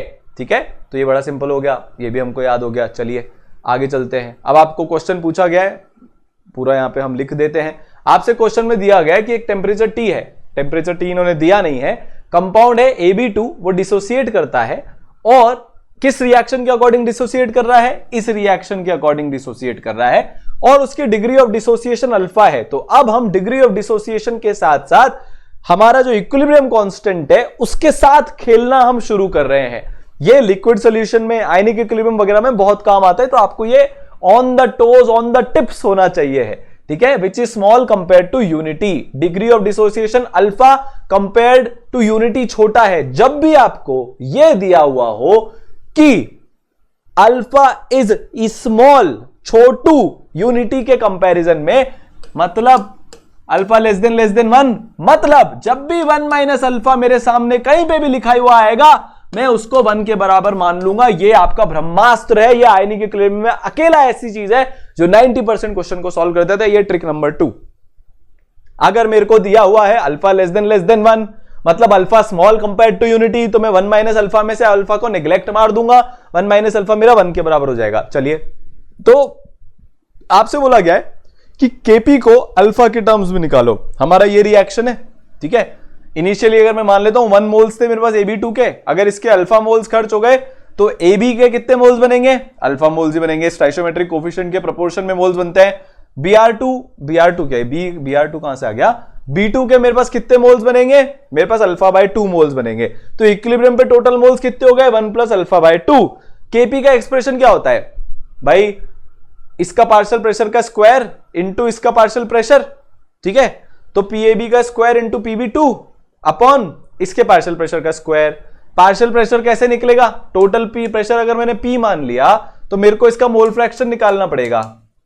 तो XAB का मोल फ्रैक्शन कितना हुआ, इसके अल्फा मोल्स हैं, total moles 1 plus alpha by 2, तो P into alpha upon 1 plus alpha by 2 का स्क्वायर, फिर P into alpha by 2 upon 1 plus alpha by 2, फिर P square into 1 minus alpha upon 1 plus alpha by 2 का square. ठीक है, ये भी बाहर जाके P स्क्वायर बन जाएगा। तो फाइनली हमारे को यहां पे क्या दिख रहा है, ऊपर P square into P cube है, और अल्फा की पावर 1 प्लस 1 बाय 2, अल्फा की पावर 3 बाय 2 है, नीचे 1 प्लस अल्फा बाय 2 का होल क्यूब है। बहुत बढ़िया। फिर और नीचे डिनोमिनेटर में आते हैं, P का स्क्वायर है, 1 माइनस अल्फा का स्क्वायर है और 1 प्लस अल्फा बाय 2 का स्क्वायर है। तो अगर हम काटा पीटी मचाएंगे तो ये P स्क्वायर गया, यहां पे P बचेगा। ठीक है, 1 प्लस अल्फा बाय 2 का क्यूब है, नीचे इसका स्क्वायर है, तो सिर्फ 1 प्लस अल्फा बचेगा। ये क्वांटिटी उचक के यहां पे आ जाएगी। तो फाइनली जो हमारा एक्सप्रेशन हमको दिखने वाला है वो ऐसा दिखने वाला है, P alpha cube upon 2 into 1 minus alpha का whole square into 1 plus alpha by 2। मैंने क्या बोला था, अल्फा 1 से छोटा है तो ये यहां से कट जाएगा, ये पूरी टर्म गई। फाइनली क्या बचा, फाइनली मेरे पास ये बचा कि P alpha cube upon 1 plus alpha by 2, और क्योंकि अल्फा 1 से बहुत छोटा है तो 1 के सामने अल्फा बाय 2 ऐड करूंगा तो समुद्र में एक बाल्टी भर के पानी जैसा हो जाएगा, कोई फर्क नहीं पड़ेगा। तो ये भी क्या हो जाएगा, ये भी हो जाएगा निगलेक्ट। तो नीचे जो मेरी सबसे बड़ी फफूंद थी, क्योंकि मैं कैलकुलेट ही नहीं कर पाता अगर मेरे पास ये एक्सप्रेशन होता, तो अब 1 के सामने अल्फा को निगलेक्ट करने से मेरा एक्सप्रेशन बहुत सिंपल हो गया है और Kp की वैल्यू इतनी आ गई है। तो अगर मैं अल्फा और Kp में रिलेशन निकालूं, अगर आपको किसी ने डायरेक्टली Kp दे दिया, टोटल प्रेशर P दे दिया, तो आप डिग्री ऑफ डिसोसिएशन निकाल सकते हो 2Kp अपॉन P की पावर 1/3। क्या आ गया, 2Kp अपॉन P की पावर 1/3। तो कुछ नहीं करना, स्टेप बाय स्टेप फॉलो करते जाओ। रिएक्शन लिखो, अज्यूम कर लो 1 मोल थे रिएक्टेंट के, अल्फा के टर्म्स में सबके मोल निकाल लो, फिर अल्फा के टर्म्स में सारा का सारा एक्सप्रेशन लिख दो, Kp Kc जिसका भी आपको एक्सप्रेशन दिया हुआ है 1 के सामने अल्फा को निग्लेक्ट कर दो। अगर क्वेश्चन में दिया हुआ है कि अल्फा 1 के कंपैरिजन में छोटा है, फाइनल एक्सप्रेशन आपके पास आ जाएगा। ठीक है, अब ये जो है ना, ये ऑलमोस्ट हर साल इस पर्टिकुलर रिएक्शन के ऊपर क्वेश्चन पूछा जा रहा है। बहुत शानदार क्वेश्चन है, टफ लेवल का क्वेश्चन है, बहुत मजा आने वाला है इसको करने में। आपसे 3 चीजें पूछी गई है, ये पहले आपको सॉल्व करना है, फिर मैं सॉल्व करूंगा। आपको दिया हुआ है कि वेपर डेंसिटी इक्विलिब्रियम मिक्सचर की NO2 और N2O4 के 42 हमको फाइंड हुई है जब हमने एक्सपेरिमेंटली नापा। एक इक्विलिब्रियम पे रिएक्शन है N2O4 गिविंग 2 NO2 का, इसकी जब हमने वेपर डेंसिटी नापी तो वो 42 के बराबर आई। ठीक है, तो पहले तो molecular weight of the mixture find कर लो, ये तो बड़ा सिंपल होता है, ये तो आप कर ही लोगे।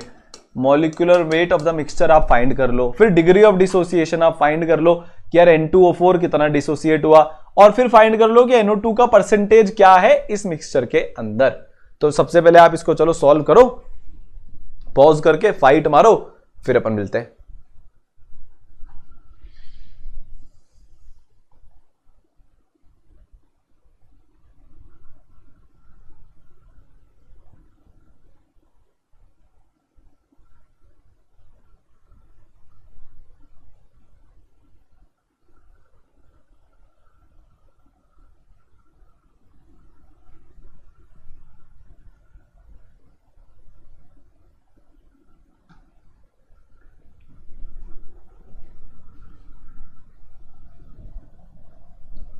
तो यार सबसे पहला वाला पार्ट तो बड़ा इजी है, निहायती आसान है। मॉलिक्यूलर वेट दिया हुआ है, मतलब मॉलिक्यूलर वेट पूछा है, वेपर डेंसिटी दी है, तो vapour density into 2 is equal to molecular weight आपका हो जाएगा मिक्सचर का। तो 42 इंटू 2 आंसर आ जाएगा 84। ठीक है, इस रिएक्शन के लिए मॉलिक्यूलर वेट हो जाएगा, वेपर डेंसिटी की ऑब्जर्व वैल्यू इतनी है, मॉलिक्यूलर वेट मेरा हो जाएगा 84 के बराबर, मेरा आंसर आ गया। अब आपसे पूछा गया डिग्री ऑफ डिसोसिएशन, आपको वेपर डेंसिटी दी हुई है। अच्छा, तो मैंने उससे मॉलिक्यूलर वेट निकाल लिया 84। अब जरा सोचो कि यार डिग्री ऑफ डिसोसिएशन कैसे निकलेगा, सोच के देखो यार, वही स्टैंडर्ड तरीका है। कैसे स्टैंडर्ड तरीका है देखते हैं। ठीक है, थ्योरेटिकल मॉलिक्यूलर वेट कितना होगा N2O4 का, अगर मान लो ये डिसोसिएट नहीं हो रहा होता तो हमारे को थ्योरेटिकल मॉलिक्यूलर वेट कितना मिलता, 92 मिलता। तो वेपर डेंसिटी कितनी मिलती, 46 मिलती, पर एक्चुअली में वेपर डेंसिटी कितनी है, 42 है। तो मेरा अल्फा कितना हो जाता है, मेरा अल्फा का आंसर आ जाता है कि यार theoretical vapour density minus actual vapour density upon vapour density, ये मेरा अल्फा हो जाता है। सर ये ऐसे कैसे आया यार, थोड़ा सा अपना सिंपल सा यूनिटरी मेथड वाला दिमाग लगा के अपन इसमें देखते हैं। बड़ा आसान है, रटने की जरूरत नहीं है फॉर्मूला, आप इसको बड़ी आसानी से निकाल सकते हो। तो यार इसको इस तरह से हम समझ सकते हैं, देखो अगर मान लो ये डिसोसिएट नहीं होता तो पूरा का पूरा जो इसकी वेपर डेंसिटी आती वो डी के बराबर आती, पर अब ये कुछ हिस्सा इसका डिसोसिएट हो गया। क्या हो गया इसका कुछ हिस्सा डिसोसिएट हो गया, जिसके कारण एक्चुअल में जो डेंसिटी आ रही है वो डी के कारण आ रही है। ठीक है, वो डी के बराबर, स्मॉल डी के बराबर आ रही है। तो कितना हिस्सा डिसोसिएट हुआ होगा भाई, जो आती थ्योरेटिकली माइनस जो एक्चुअल आई है अपॉन जो एक्चुअल में आपकी डेंसिटी है। तो इतना हिस्सा डिसोसिएट होने के कारण इसका जो वेपर डेंसिटी है वो 46 से घटकर 42 ही रह गई, क्योंकि मिक्सचर में अगर सारा का सारा N2O4 होता तो वेपर डेंसिटी 46 के बराबर आती, पर क्योंकि कुछ NO2 भी आ गया है तो वेपर डेंसिटी घट के कितनी हो गई है, वेपर डेंसिटी घट के आपकी 42 हो गई है। जरा इसको ध्यान से समझना, अगर सारा का सारा N2O4 होता तो वेपर डेंसिटी होती 46, सारा का सारा NO2 होता तो वेपर डेंसिटी होती 23, पर वेपर डेंसिटी इनके कहीं पे बीच में ही आएगी क्योंकि मिक्सचर है। तो कुछ अमाउंट में तो N2O4 है, कुछ अमाउंट में NO2 है, तो मेरा अल्फा कितना निकल गया 0.095। अब मेरे को क्या निकालना है भाई, अब मेरे को निकालना है कि यार परसेंटेज ऑफ NO2 कितना होगा। तो मैंने इसका 1 मोल ले लिया तो ये 1 माइनस अल्फा, इसके 2 मोल ले लिए ये 2 अल्फा, टोटल मोल्स इक्विलिब्रियम पे कितने हो गए 1 प्लस अल्फा, तो 1.095 मेरे पास टोटल मोल्स हो गए। तो मैं NO2 की परसेंटेज कितनी निकालूंगा, इसके moles upon total moles into 100। तो इसके मोल्स कितने हैं भाई 1.095 सॉरी 0.095 इंटू 2 0.19 अपॉन 1.095 इंटू 100। तो बेसिकली NO2 जो है वो 17.35% बाय मोल प्रेजेंट है इस मिक्सचर में। NO2 कितना प्रेजेंट है 17.35% बाय मोल प्रेजेंट है इस मिक्सचर के अंदर। चलिए बहुत बढ़िया। अब इक्विलिब्रियम कांस्टेंट को कौन कौन से फैक्टर इफेक्ट करते हैं अपन वो देख लेते हैं। आपने रिएक्शन को किस तरह से लिखा हुआ है, अगर मान लो मैंने रिएक्शन इस तरह से लिखा हुआ है तो मेरा इक्विलिब्रियम कांस्टेंट हो जाएगा ये।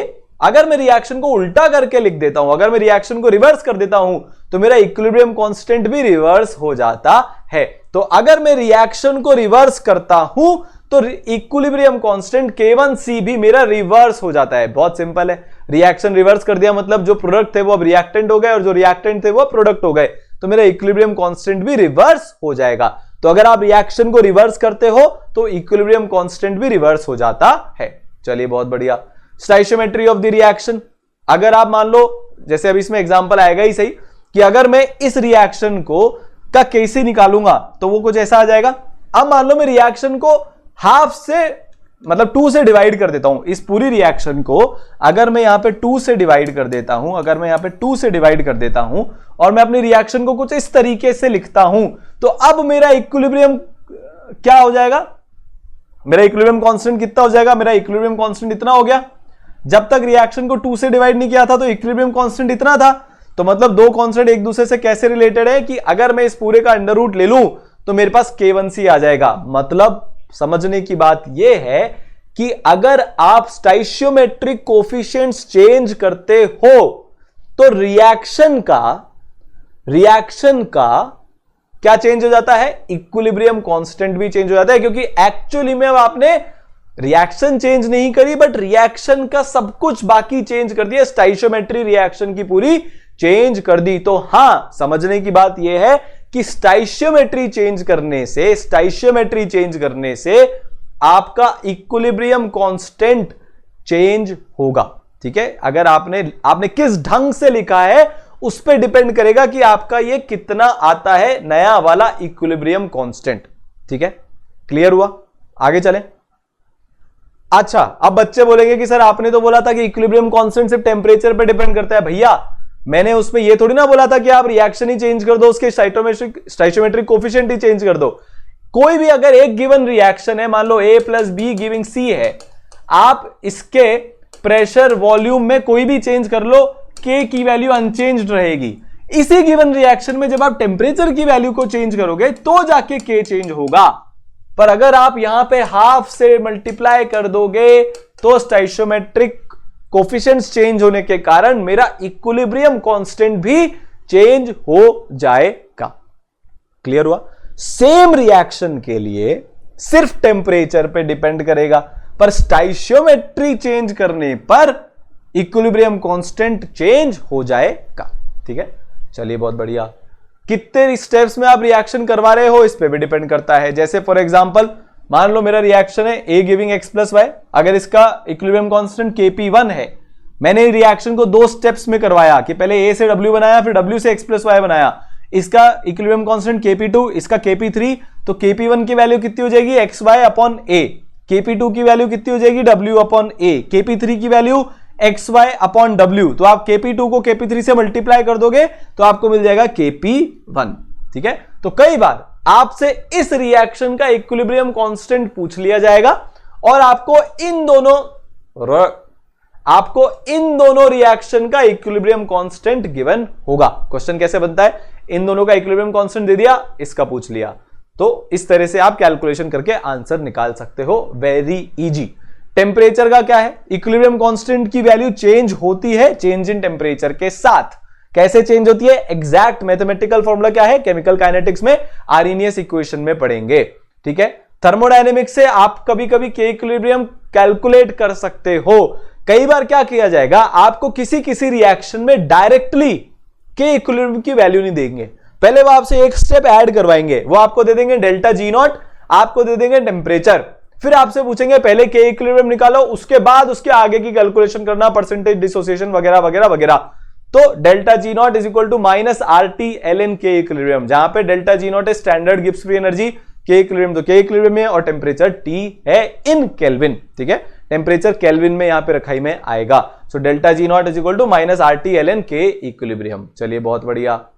तो ΔG0 = -RT ln K equilibrium, ΔG0 की वैल्यू होती है ΔH0 - T ΔS0। तो ln k equilibrium is equal to minus delta H naught upon R T plus delta S naught upon R. तो ln k1 अगर मान लो मेरे को दो अलग अलग टेम्परेचर पे दिया हुआ है मेरा क्या इक्विलिब्रियम कांस्टेंट, तो टेम्परेचर T1 पे ln k1 की वैल्यू हो जाएगी इतनी, टेम्परेचर T2 पे वैल्यू हो जाएगी इतनी। अब मैं इन दोनों को अगर माइनस कर दूंगा तो ये वाली टर्म टेम्परेचर इंडिपेंडेंट है, तो जब मैं ln k2 minus ln k1 करूंगा तो ये वाली टर्म हो जाएगी कैंसिल, एक्सप्रेशन बन जाएगा ये ln k2 minus ln k1 is equal to minus delta H naught R into 1/T2 minus 1/T1। Log की प्रॉपर्टी यूज करूंगा, ln a minus ln b is equal to ln a upon b, so ln k2 upon k1 is equal to delta H naught R with a minus sign into 1/T2 minus 1/T1। Very important equation, इस equation को बोला जाता है went half equation. Question कैसे बनता है, आपको delta H not की वैल्यू दे रखी होगी, T2 की वैल्यू दे रखी होगी, T1 की वैल्यू दे रखी होगी, K1 K2 में से एक की वैल्यू दे रखी होगी, बोल देंगे उस फलाना टेम्परेचर पे पता लगाओ कि इक्विलिब्रियम कांस्टेंट की वैल्यू कितनी हो जाएगी। तो एक तो आर्हेनियस का तरीका होता है पता लगाने का, दूसरा इस इक्वेशन से भी टेम्परेचर के साथ कैसे वेरिएशन आ रहा है for the given reaction equilibrium constant के अंदर आप निकाल सकते हो। तो ये वेंट हॉफ इक्वेशन है, इसको याद करना है, बड़ी सिंपल है, ठीक है, कोई दिक्कत नहीं है। इक्विलिब्रियम कांस्टेंट की वैल्यू ज्यादा टेम्परेचर में ज्यादा हो जाएगी अगर एंडोथर्मिक रिएक्शन है तो, ठीक है, ये आप उस इक्वेशन से डिड्यूस कर सकते हो, मैंने आपके लिए रिजल्ट लिख दिया है। हाई टेम्परेचर पे इक्विलिब्रियम कांस्टेंट की वैल्यू कम होगी, मतलब इक्विलिब्रियम कांस्टेंट की वैल्यू कम होती जाएगी टेम्परेचर बढ़ाने के साथ साथ अगर रिएक्शन एक्सोथर्मिक है तो, और अगर रिएक्शन जो है मतलब बेसिकली इक्विलिब्रियम कांस्टेंट की वैल्यू सिर्फ टेम्परेचर पे डिपेंड करती है, ये आप यहां से भी देख सकते हो, ये इक्वेशन से प्रूव हो गया।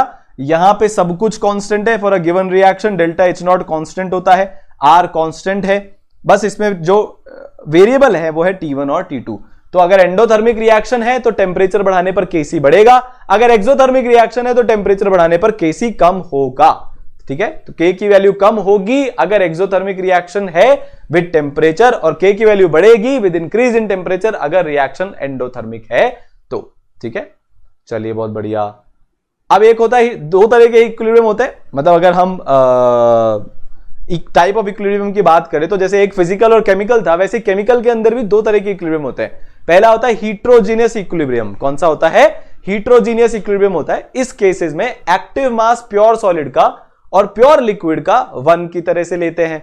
अभी जैसे फॉर एग्जांपल ये वाला मेरे पास अगर रिएक्शन आया तो इसमें ये सॉलिड है, ये सॉलिड है, तो इनकी एक्टिविटी 1 के जितनी हो जाएगी, ठीक है। इनकी एक्टिविटी कितनी हो जाएगी? और value of equilibrium constant is determined by gaseous substances only. सिर्फ गैसियस सब्सटेंस को हम लेते हैं। तो हीट्रोजीनियस क्यों है ये? क्योंकि रिएक्शन एक से ज्यादा मीडियम में हो रही है, मोर देन 1 मीडियम। जो हमारी रिएक्शन है वो एक से ज्यादा मीडियम में हो रही है, इसलिए इसको बोला जाता है हीट्रोजीनियस इक्विलिब्रियम, ठीक है। तो इसमें हम क्या लेंगे? अगर हमारे को डिफाइन करना है Kc को, तो वो CO2 की रिएक्शन एक्टिव मास के बराबर आएगा। Kp को डिटरमाइन करना है तो वो CO2 के प्रेशर के बराबर आ जाएगा। इसमें हम CaO और CaCO3 की एक्टिव मासेस को 1 मानते हैं। ये वेरी इंपॉर्टेंट पॉइंट है, क्योंकि आप कंफ्यूज हो जाओगे, कुछ इनके बारे में दिया ही नहीं होगा, आप सोचोगे इनकम्प्लीट इंफॉर्मेशन है, क्वेश्चन गलत है, bonus bonus bonus bonus bonus. Exam में लिखा हुआ आएगा नहीं बोनस, फिर बाद में चैलेंज करते फिरेंगे हम, पैसे भी डूबेंगे, मेंटल फोकस भी डूबेगा, बर्बादी की तरफ हम निकल पड़ेंगे। वो काम हमको नहीं करना है। क्लियर? तो हीट्रोजीनियस इक्विलिब्रियम अगर दिया हुआ है, उसमें प्योर सॉलिड या प्योर लिक्विड है, तो उसका एक्टिव मास आप कितना लोगे? आगे चलते हैं। अब होता है होमोजीनियस इक्विलिब्रियम। सारे रिएक्शन एक ही मीडियम में हो रहे हैं। इनिशियल मोल्स आपको A थे, इसके B थे, इसके 0 थे। टाइम T या फिर time T is equal to T equilibrium पे A-X, इसका X जाएगा तो इसका भी X जाएगा, इसका 2X बनेगा।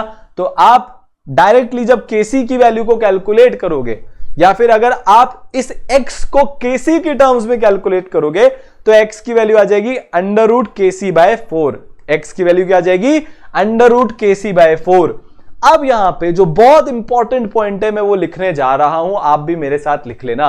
अगर डेल्टा Ng की वैल्यू 0 होती है, अगर डेल्टा Ng की वैल्यू 0 होती है, तो अल्फा डिग्री ऑफ डिसोसिएशन या एक्स जितने मोल्स डिसोसिएट हुए वो इंडिपेंडेंट हो जाते हैं, वो इंडिपेंडेंट हो जाते हैं ऑफ प्रेशर एंड वॉल्यूम। आप यहां पे साफ साफ दे सकते हो कि x जो है वो सिर्फ Kc पे डिपेंड कर रहा है और Kc खुद सिर्फ टेम्परेचर पे डिपेंड कर रहा है। तो यहां पे कितना डिसोसिएशन होगा ये प्रेशर और वॉल्यूम पे उसका फर्क ही नहीं पड़ रहा। मतलब आपको इक्विलिब्रियम पे कितना कंसंट्रेशन मिलने वाला है ये सिर्फ इस पे डिपेंड कर रहा है कि रिएक्शन का Kc कितना है। इस पे डिपेंड कर ही नहीं रहा है कि आपने प्रेशर या वॉल्यूम क्या लिए हुए हैं। बहुत बड़ी बात है। और ये सिर्फ कब होता है? जब डेल्टा एनजी की वैल्यू 0 होती है।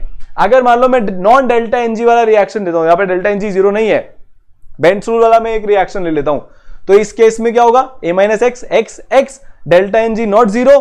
तो जब आप निकालोगे finally total pressure at equilibrium P के बराबर है, total number of moles equilibrium A plus x के बराबर है, तो x will come out to be inversely proportional to square root of pressure. तो मोटी मोटी बात यह है कि अगर delta NG not equal to 0 है तो x डिपेंड करेगा प्रेशर और वॉल्यूम पे। तो डेल्टा एनजी अगर 0 है तो कितने मोल्स डिसोसिएट हुए, फाइनल कॉन्सेंट्रेशन क्या आया, ये प्रेशर वॉल्यूम इंडिपेंडेंट होगा। और अगर डेल्टा एनजी नॉन 0 है तो आपने प्रेशर और वॉल्यूम क्या रख रखी है उस पे भी डिपेंड करेगा कि यार फाइनल कितने मोल्स किसके बन रहे हैं। ठीक है, किस पे डिपेंड करेगा? प्रेशर वॉल्यूम पे डिपेंड करेगा फाइनल कितने मोल्स किसके बन रहे हैं अगर delta NG not equal to 0 है तो। ठीक है, तो इस रिएक्शन में हमने क्या सीखा कि यार x inversely proportional to under root of pressure है। इसका मतलब अगर मैं प्रेशर को बढ़ाता हूं या कम करता हूं तो x में चेंज आएगा। इसका मतलब कि अगर मैंने प्रेशर कम कर दिया इस रिएक्शन का तो रिएक्शन फॉरवर्ड डायरेक्शन में मूव होगी। ध्यान से सुनना, बहुत इंपॉर्टेंट प्रिंसिपल आ रहा है इस पूरे चैप्टर का। अगर मैं यहां पे प्रेशर कम करता हूं इस रिएक्शन के अंदर तो रिएक्शन आगे जाएगी। अगर मैं प्रेशर बढ़ा देता हूं इस रिएक्शन के अंदर तो रिएक्शन बैकवर्ड जाएगा। ठीक है, तो समझने वाली बात क्या है कि अगर डेल्टा एनजी नॉन 0 है तो प्रेशर वॉल्यूम पे डिपेंडेंस आ जाता है x का। इसका मतलब कि अगर मैं प्रेशर कम कर देता हूं इस पर्टिकुलर केस में तो मेरा x बढ़ेगा, मतलब रिएक्शन ज्यादा आगे जाएगा। फॉर एग्जांपल एक और एग्जांपल अपन ले लेते हैं, N2 + 3H2 गिविंग 2NH3। इसमें x जो है वो प्रेशर के डायरेक्टली प्रोपोर्शनल होता है। इसका मतलब अगर मैं प्रेशर बढ़ाता हूं जिंदगी में तो आपका x बढ़ेगा। तो आपने ये देखा होगा कि अमोनिया प्रोडक्शन जो होता है एग्जैक्ट वैल्यू मेरे को नहीं याद है पर 200 एटमॉस्फेयर के अराउंड होता है, बढ़े हुए प्रेशर में होता है, क्योंकि जैसे जैसे हम प्रेशर बढ़ाते हैं हमारी जो यील्ड है वो बढ़ रही है विद इंक्रीजिंग प्रेशर। तो हम जैसे जैसे प्रेशर बढ़ाएंगे हमारा x बढ़ेगा। इसी चीज को एक बंदे ने बड़ी प्यार से बहुत अच्छे से स्टेटमेंट में एक गॉड मैक्स प्रिंसिपल में पिरो के आपको दे दिया एकदम सिंपल टर्म्स में, जिसको हम जानते हैं ली शैटलियर प्रिंसिपल नाम से। उन्होंने क्या बोला? उन्होंने बोला कि यार इस प्रिंसिपल के अकॉर्डिंग, ली शैटलियर प्रिंसिपल के अकॉर्डिंग, अगर आपने इक्विलिब्रियम में जो सिस्टम बैठा है उसके साथ कुछ भी छेड़खानी कर दी, प्रेशर बढ़ा दिया, वॉल्यूम कम कर दी, नंबर ऑफ मोल्स के साथ आपने कुछ कुछ कर दिया, कॉन्सेंट्रेशन, प्रेशर या टेम्परेचर में आपने चेंज किया, तो इक्विलिब्रियम उस डायरेक्शन में शिफ्ट होगा जिस डायरेक्शन में आपने उसको भेजा है उसके अपोजिट। सो फॉर एग्जांपल मान लो मेरा A गिविंग B है, ये मेरा इक्विलिब्रियम है। ठीक है, आपने B के नंबर ऑफ मोल्स बढ़ा दिए तो रिएक्शन पीछे भाग जाएगा, ऐसा ली शैटलियर ने बोला, क्योंकि उसको तो इक्विलिब्रियम को मेंटेन करके रखना है, उसको लेके आना है इक्विलिब्रियम वापस। तो अगर आपने B के मोल्स बढ़ा दिए तो आपने B का कॉन्सेंट्रेशन भी बढ़ा दिया। ठीक है, तो फिर रिएक्शन तो इक्विलिब्रियम पे रहा ही नहीं, क्योंकि K की वैल्यू चेंज हो जाएगी, तो वैसा नहीं करने देगा। तो आप क्या करोगे? ली शैटलियर प्रिंसिपल ऐसा बोलता है कि आप जो भी चेंज करोगे रिएक्शन में जिसके कारण इक्विलिब्रियम डिस्टर्ब हुआ है, तो नेचर, रिएक्शन, प्रकृति, जो भी आप इसको बोल लो, वो ऐसा काम करेंगे, वो कुछ ऐसा करेंगे कि ये रिएक्शन वापस जिस डायरेक्शन में आप इसको जबरदस्ती लेके गए थे उसकी उल्टी डायरेक्शन में आ जाए। देखो इसको विजुअली समझते हैं। फॉर एग्जाम्पल आपने क्या किया? आपने जबरदस्ती इसमें ऐसा काम किया कि आपने रिएक्टेंट को हटा लिया, तो प्रोडक्ट साइड भारी हो गई, तो नेचर क्या करेगा? प्रोडक्ट में से एक रिएक्टेंट बना देगा। ठीक है, या फिर आपने बोला नहीं साहब हम तो इस बार एक काम करते हैं, रिएक्टेंट में से हटा लेते हैं। हमने रिएक्टेंट से हटाया तो प्रोडक्ट खत्म हो गया। पर अगर अब आप प्रोडक्ट में से हटा लेते हो, फॉर एग्जांपल अब मैं चाहता हूं इस बार कि मैं प्रोडक्ट में से हटाऊं, तो जैसे मैंने प्रोडक्ट में से हटाया, इसका पलड़ा भारी, नेचर बोलेगा वापस इधर जाओ। सीसॉ को बैलेंस करके रखता है नेचर। तो आप जो भी काम करोगे या तो रिएक्टेंट्स कम होंगे या प्रोडक्ट्स कम होंगे।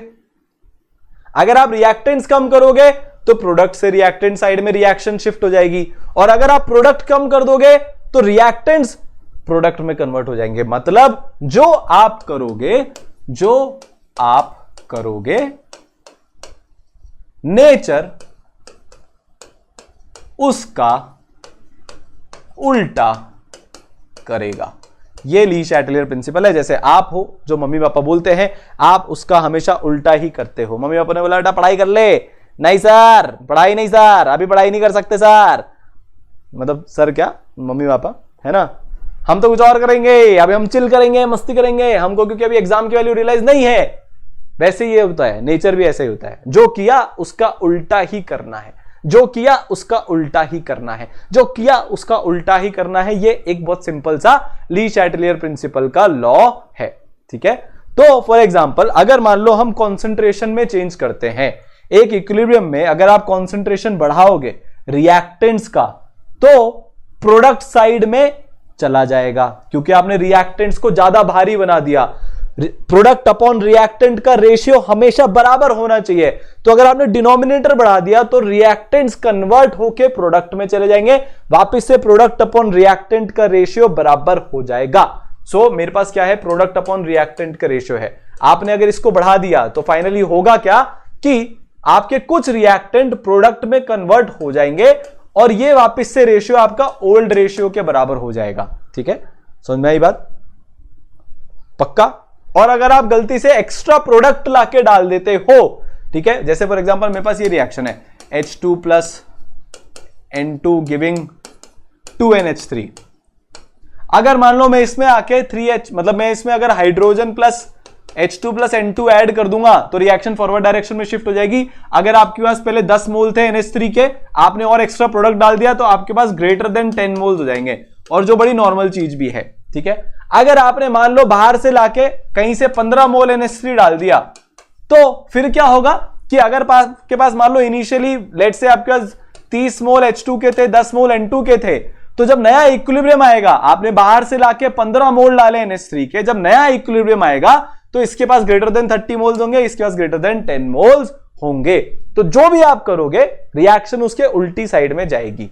ठीक है, प्रेशर का चेंज देख लेते हैं। प्रेशर सिस्टम का अगर हम इंक्रीज करेंगे तो वॉल्यूम डिक्रीज होगी proportionately. Total number of moles per unit volume वो इंक्रीज हो जाएंगे। तो रिएक्शन किस डायरेक्शन में जाएगी? जिस डायरेक्शन में हमारे मोल्स कम होंगे। ठीक है, जहां पे decrease in number of moles होगा। जैसे फॉर एग्जांपल अगर मान लो मेरे पास ये रिएक्शन है A plus B giving 3C, ठीक है, और मैंने प्रेशर बढ़ा दिया।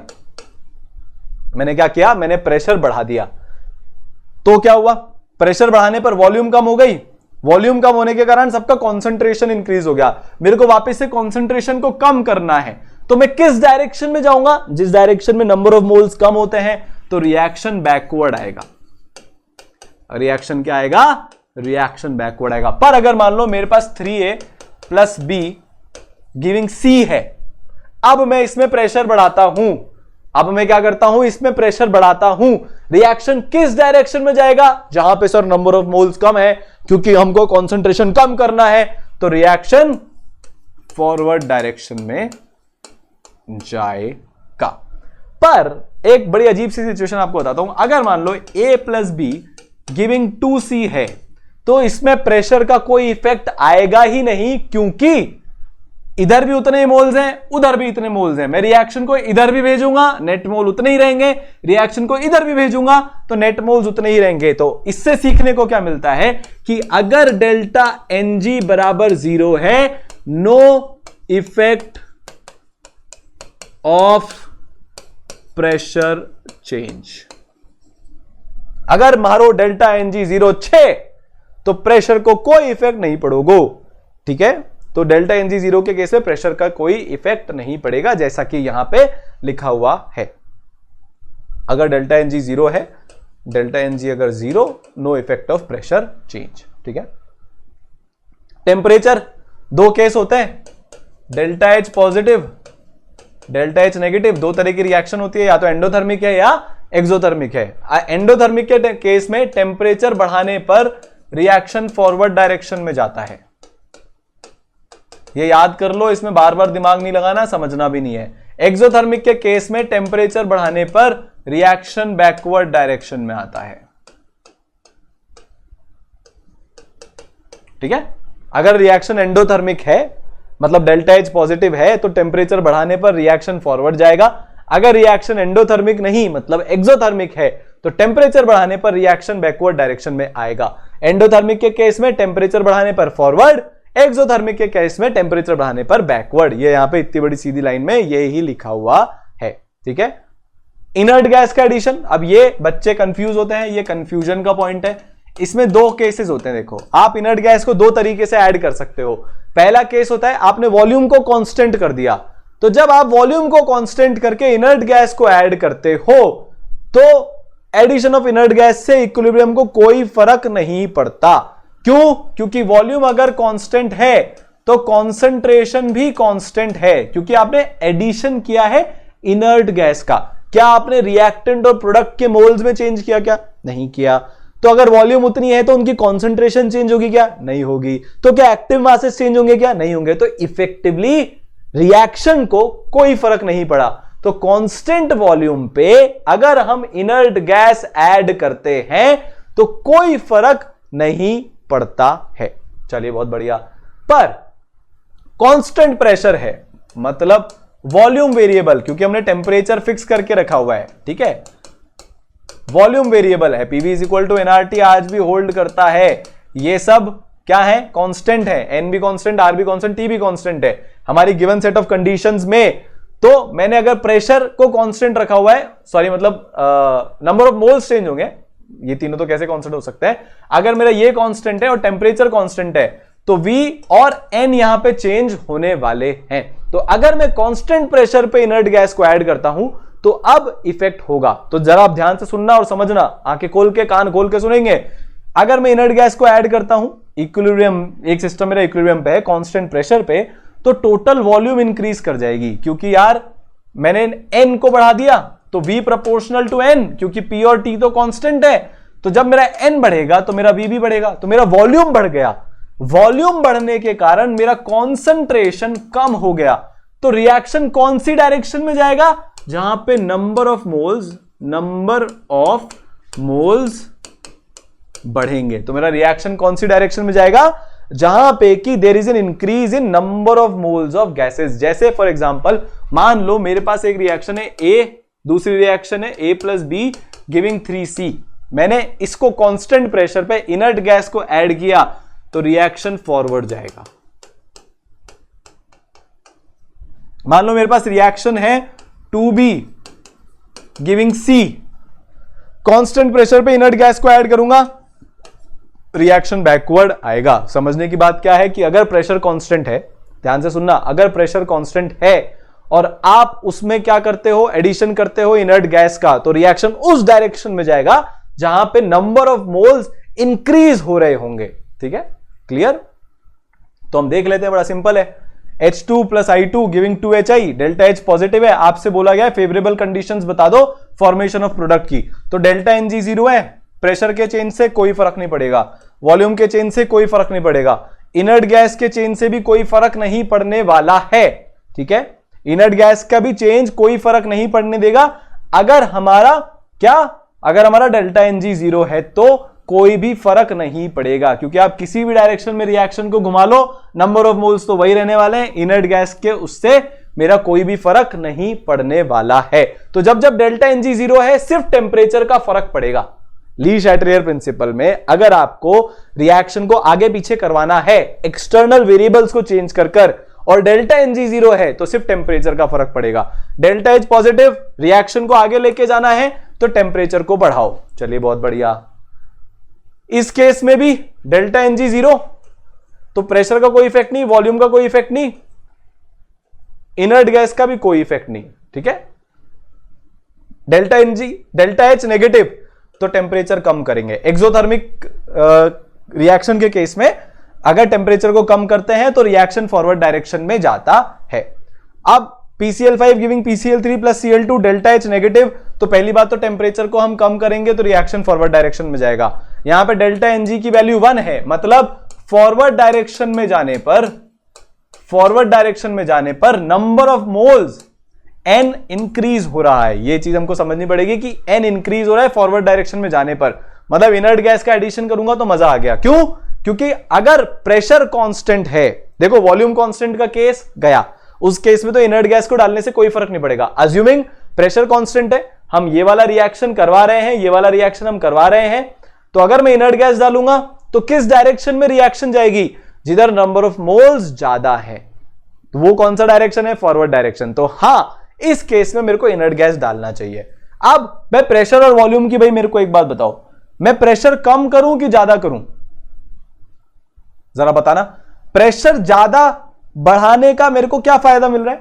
प्रेशर किस साइड में ज्यादा है? अगर मेरा रिएक्शन फॉरवर्ड डायरेक्शन में आता है तो मेरा प्रेशर बढ़ रहा है क्योंकि n बढ़ रहा है। तो रिएक्शन मेरे से क्या बोल रहा है कि अब जितना ज्यादा प्रोडक्ट बनाते जाओगे उतना ज्यादा प्रेशर बढ़ता जाएगा। ली शैटलियर प्रिंसिपल मेरे से क्या बोलता है कि अगर आपको ज्यादा प्रोडक्ट बनाने हैं तो वो काम करो जिससे प्रेशर कम हो। तो हमको प्रेशर कम करना पड़ेगा। सर क्यों करना पड़ेगा? मैं प्रेशर कम करूंगा तो ली शैटलियर प्रिंसिपल बोलेगा नहीं नहीं नहीं नहीं, रिएक्शन का प्रेशर बढ़ाओ। रिएक्शन का प्रेशर बढ़ाने के लिए क्या करना पड़ेगा? ज्यादा प्रोडक्ट बनाने पड़ेंगे, तो फॉरवर्ड डायरेक्शन में आएगा। तो प्रेशर कम तो वॉल्यूम अपने आप ज्यादा, ठीक है। तो ये मेरी ली शैटलियर प्रिंसिपल की एप्लीकेशंस हो गई। क्लियर है? आगे चले। आपसे बोला गया at a given temperature and total pressure of 1 atm for the homogeneous gaseous reaction. वापस ये रिएक्शन आ गया। NO2 का पार्शियल प्रेशर 0.5 atm है, तो पहले तो Kp की वैल्यू कैलकुलेट कर लो। और अगर वॉल्यूम आपने डिक्रीज कर दी, आधी कर दी ओरिजिनल वॉल्यूम से, तो पहले V थी, अगर आपने V/2 कर दी तो कांस्टेंट टेम्परेचर पे, तो पार्शियल प्रेशर क्या हो जाएगा? कंपोनेंट्स का इक्विलिब्रियम मिक्सचर पे। तो ये क्वेश्चन है, इसको कैलकुलेट फटाफट से कर लो, आंसर निकाल लो, फिर अपन मिलते हैं। बड़ा सिंपल सा क्वेश्चन है। ली शैटलियर प्रिंसिपल लगाना, दिमाग आपको ये लगाना पड़ेगा कि नंबर ऑफ मोल्स कौन सी साइड में बढ़ेंगे कम होंगे, ठीक है। कर लेते हैं। तो चलो को सबसे पहले हमको क्या क्या दिया हुआ है उसको अपने दिमाग में नोट कर लो। आपको टेम्परेचर बोला गया है T, ठीक है, वो दिया हुआ नहीं है। टोटल प्रेशर 1 atm दिया हुआ है और आपको पार्शियल प्रेशर NO2 का दे दिया, तो NO2 का पार्शियल प्रेशर मिल गया तो N2O4 का भी पार्शियल प्रेशर मिल गया, तो Kp तो बड़ी आसानी से निकल जाएगा, ठीक है। तो Kp is equal to PnO2 का होल स्क्वायर अपॉन Pn2O4, दोनों की वैल्यू पता है, वैल्यू पुट कर दो, 0.5 atm आंसर आ जाएगा। अब आपसे बोला है कि वॉल्यूम को आपने डिक्रीज कर दिया, आधा कर दिया, तो इक्विलिब्रियम डिस्टर्ब हो गया, मतलब ली शैटलियर प्रिंसिपल लगेगा। चलिए बहुत बढ़िया है ना। और new initial conditions for the reestablishment of new equilibrium are, भाई आपने अगर वॉल्यूम को आधा कर दिया तो आपका प्रेशर डबल हो गया, दोनों के पार्शियल प्रेशर डबल हो जाएंगे, तो N2O4 का पार्शियल प्रेशर हो गया 1, NO2 का पार्शियल प्रेशर हो गया 1। पर अभी सिस्टम इक्विलिब्रियम पे नहीं है, सिस्टम अभी इक्विलिब्रियम पे नहीं है। अब जरा ध्यान से देखना, इस रिएक्शन को हम दोबारा देखते हैं। इस रिएक्शन में फॉरवर्ड डायरेक्शन में जाने पर n बढ़ रहे हैं। आपने क्या किया? आपने वॉल्यूम को कम कर दिया, मतलब आपने कॉन्सेंट्रेशन को बढ़ा दिया, मतलब रिएक्शन उस डायरेक्शन में जाएगी जहां पे कि आपका कॉन्सेंट्रेशन कम हो, मतलब नंबर ऑफ मोल्स कम हो, तो रिएक्शन कौन सी डायरेक्शन में जाएगी? बैकवर्ड डायरेक्शन में जाएगी। इनिशियल कितने हो गए भाई? वॉल्यूम, जैसे आपने इंस्टेंटेनियसली वॉल्यूम को आधा किया, आपके पार्शियल प्रेशर इंस्टेंटेनियसली डबल हो जाएंगे।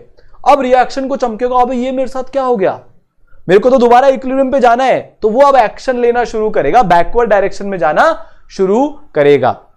ली शैटलियर प्रिंसिपल ये बोल रहा है कि वॉल्यूम डिक्रीज करते हैं तो सिस्टम उस डायरेक्शन में जाएगा जहां पे नंबर ऑफ मोल्स डिक्रीज हो रहे हैं, तो सिस्टम रिवर्स डायरेक्शन में मूव होगा, ठीक है।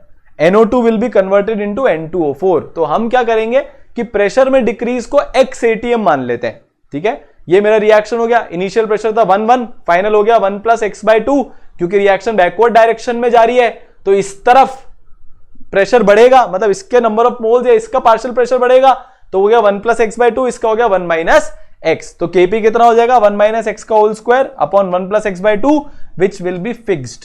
सर Kp क्यों फिक्स है? क्योंकि भैया यहां पे रिएक्शन सेम है, स्टाइशियोमेट्रिक कोफिशिएंट सेम है, आपने टेम्परेचर चेंज नहीं किया है तो Kp फिक्स रहेगा बस। तो x की वैल्यू हमारी कैलकुलेट हो जाएगी। क्वाड्रेटिक इक्वेशन बनी। 2 तो रूट आ ही नहीं सकते क्योंकि इनिशियल प्रेशर ही 1 के बराबर है, तो 2 को तो उड़ा दो, 2 वैल्यू आएगी। यार इनिशियल प्रेशर से ज्यादा प्रेशर कैसे आ सकता है, यहां पे कोई जादू थोड़ी ना हो रहा है। तो x की वैल्यू आ जाएगी 0.25। तो N2O4 का प्रेशर हो गया 1.25 और NO2 का प्रेशर हो गया 1.125 1 + x/2 और NO2 का प्रेशर मेरा हो गया 0.75 atm। NO2 का मेरा प्रेशर कितना हो गया 0.75 1 - x। ठीक है, तो ऐसे सवाल आते हैं यार, ये हार्ड टाइप का सवाल था। अगर आपने इनर्ट गैस को कांस्टेंट टेम्परेचर और कांस्टेंट वॉल्यूम पे मिक्स किया है केमिकल रिएक्शन में, ठीक है, ये मैं ऑलरेडी बता चुका हूं कि कांस्टेंट टेम्परेचर और कांस्टेंट वॉल्यूम पे कोई फर्क नहीं पड़ेगा। ठीक है, सो डिसोसिएशन अनचेंज रहेगा। ये हमारा एक स्पेशल पॉइंट है, ये मैंने आपको दोबारा से याद दिला दिया कि कांस्टेंट वॉल्यूम पे इनर्ट गैस के एडिशन से कोई फर्क नहीं पड़ेगा।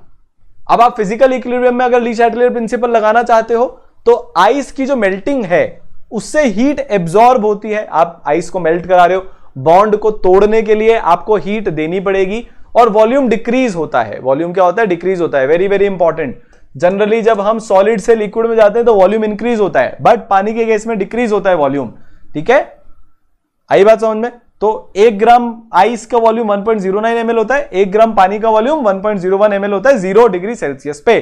ठीक है, तो दोनों increase of temperature and pressure will favour the melting of ice into water.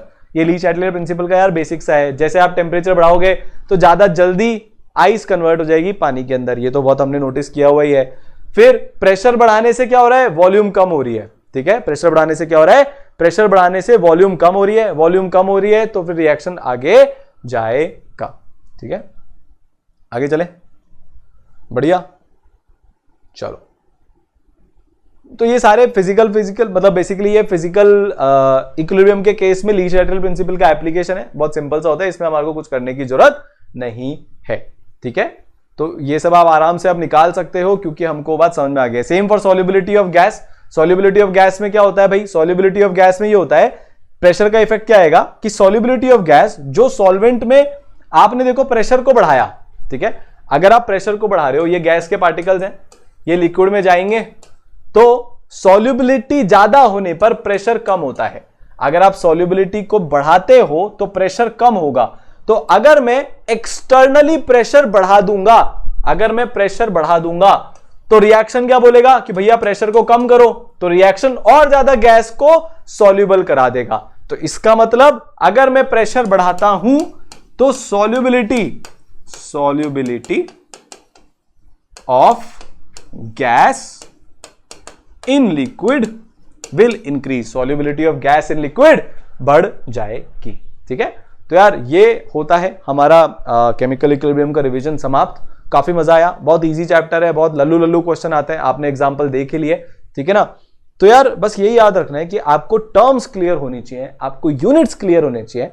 ठीक है, और आपकी सवाल की प्रैक्टिस होनी चाहिए। तो यार अगर आप एक्चुअली में मचाना चाहते हो और आप एक्चुअली में ये चाहते हो कि यार आपके अच्छे नंबर आए पेपर में फिजिकल केमिस्ट्री के अंदर, तो यार ये लेक्चर खत्म करने के बाद है ना एटलीस्ट PYQs तो सारे जाके कर लेना, आपकी बहुत मदद होगी, एक कॉन्फिडेंस लेवल डेवलप होगा और एग्जाम में रैंक फूटेगी। ठीक है, तो यार हम तो लगातार मेहनत करते जाएंगे, उम्मीद है आप भी इसी तरीके से मेहनत करते जा रहे हो। All the best.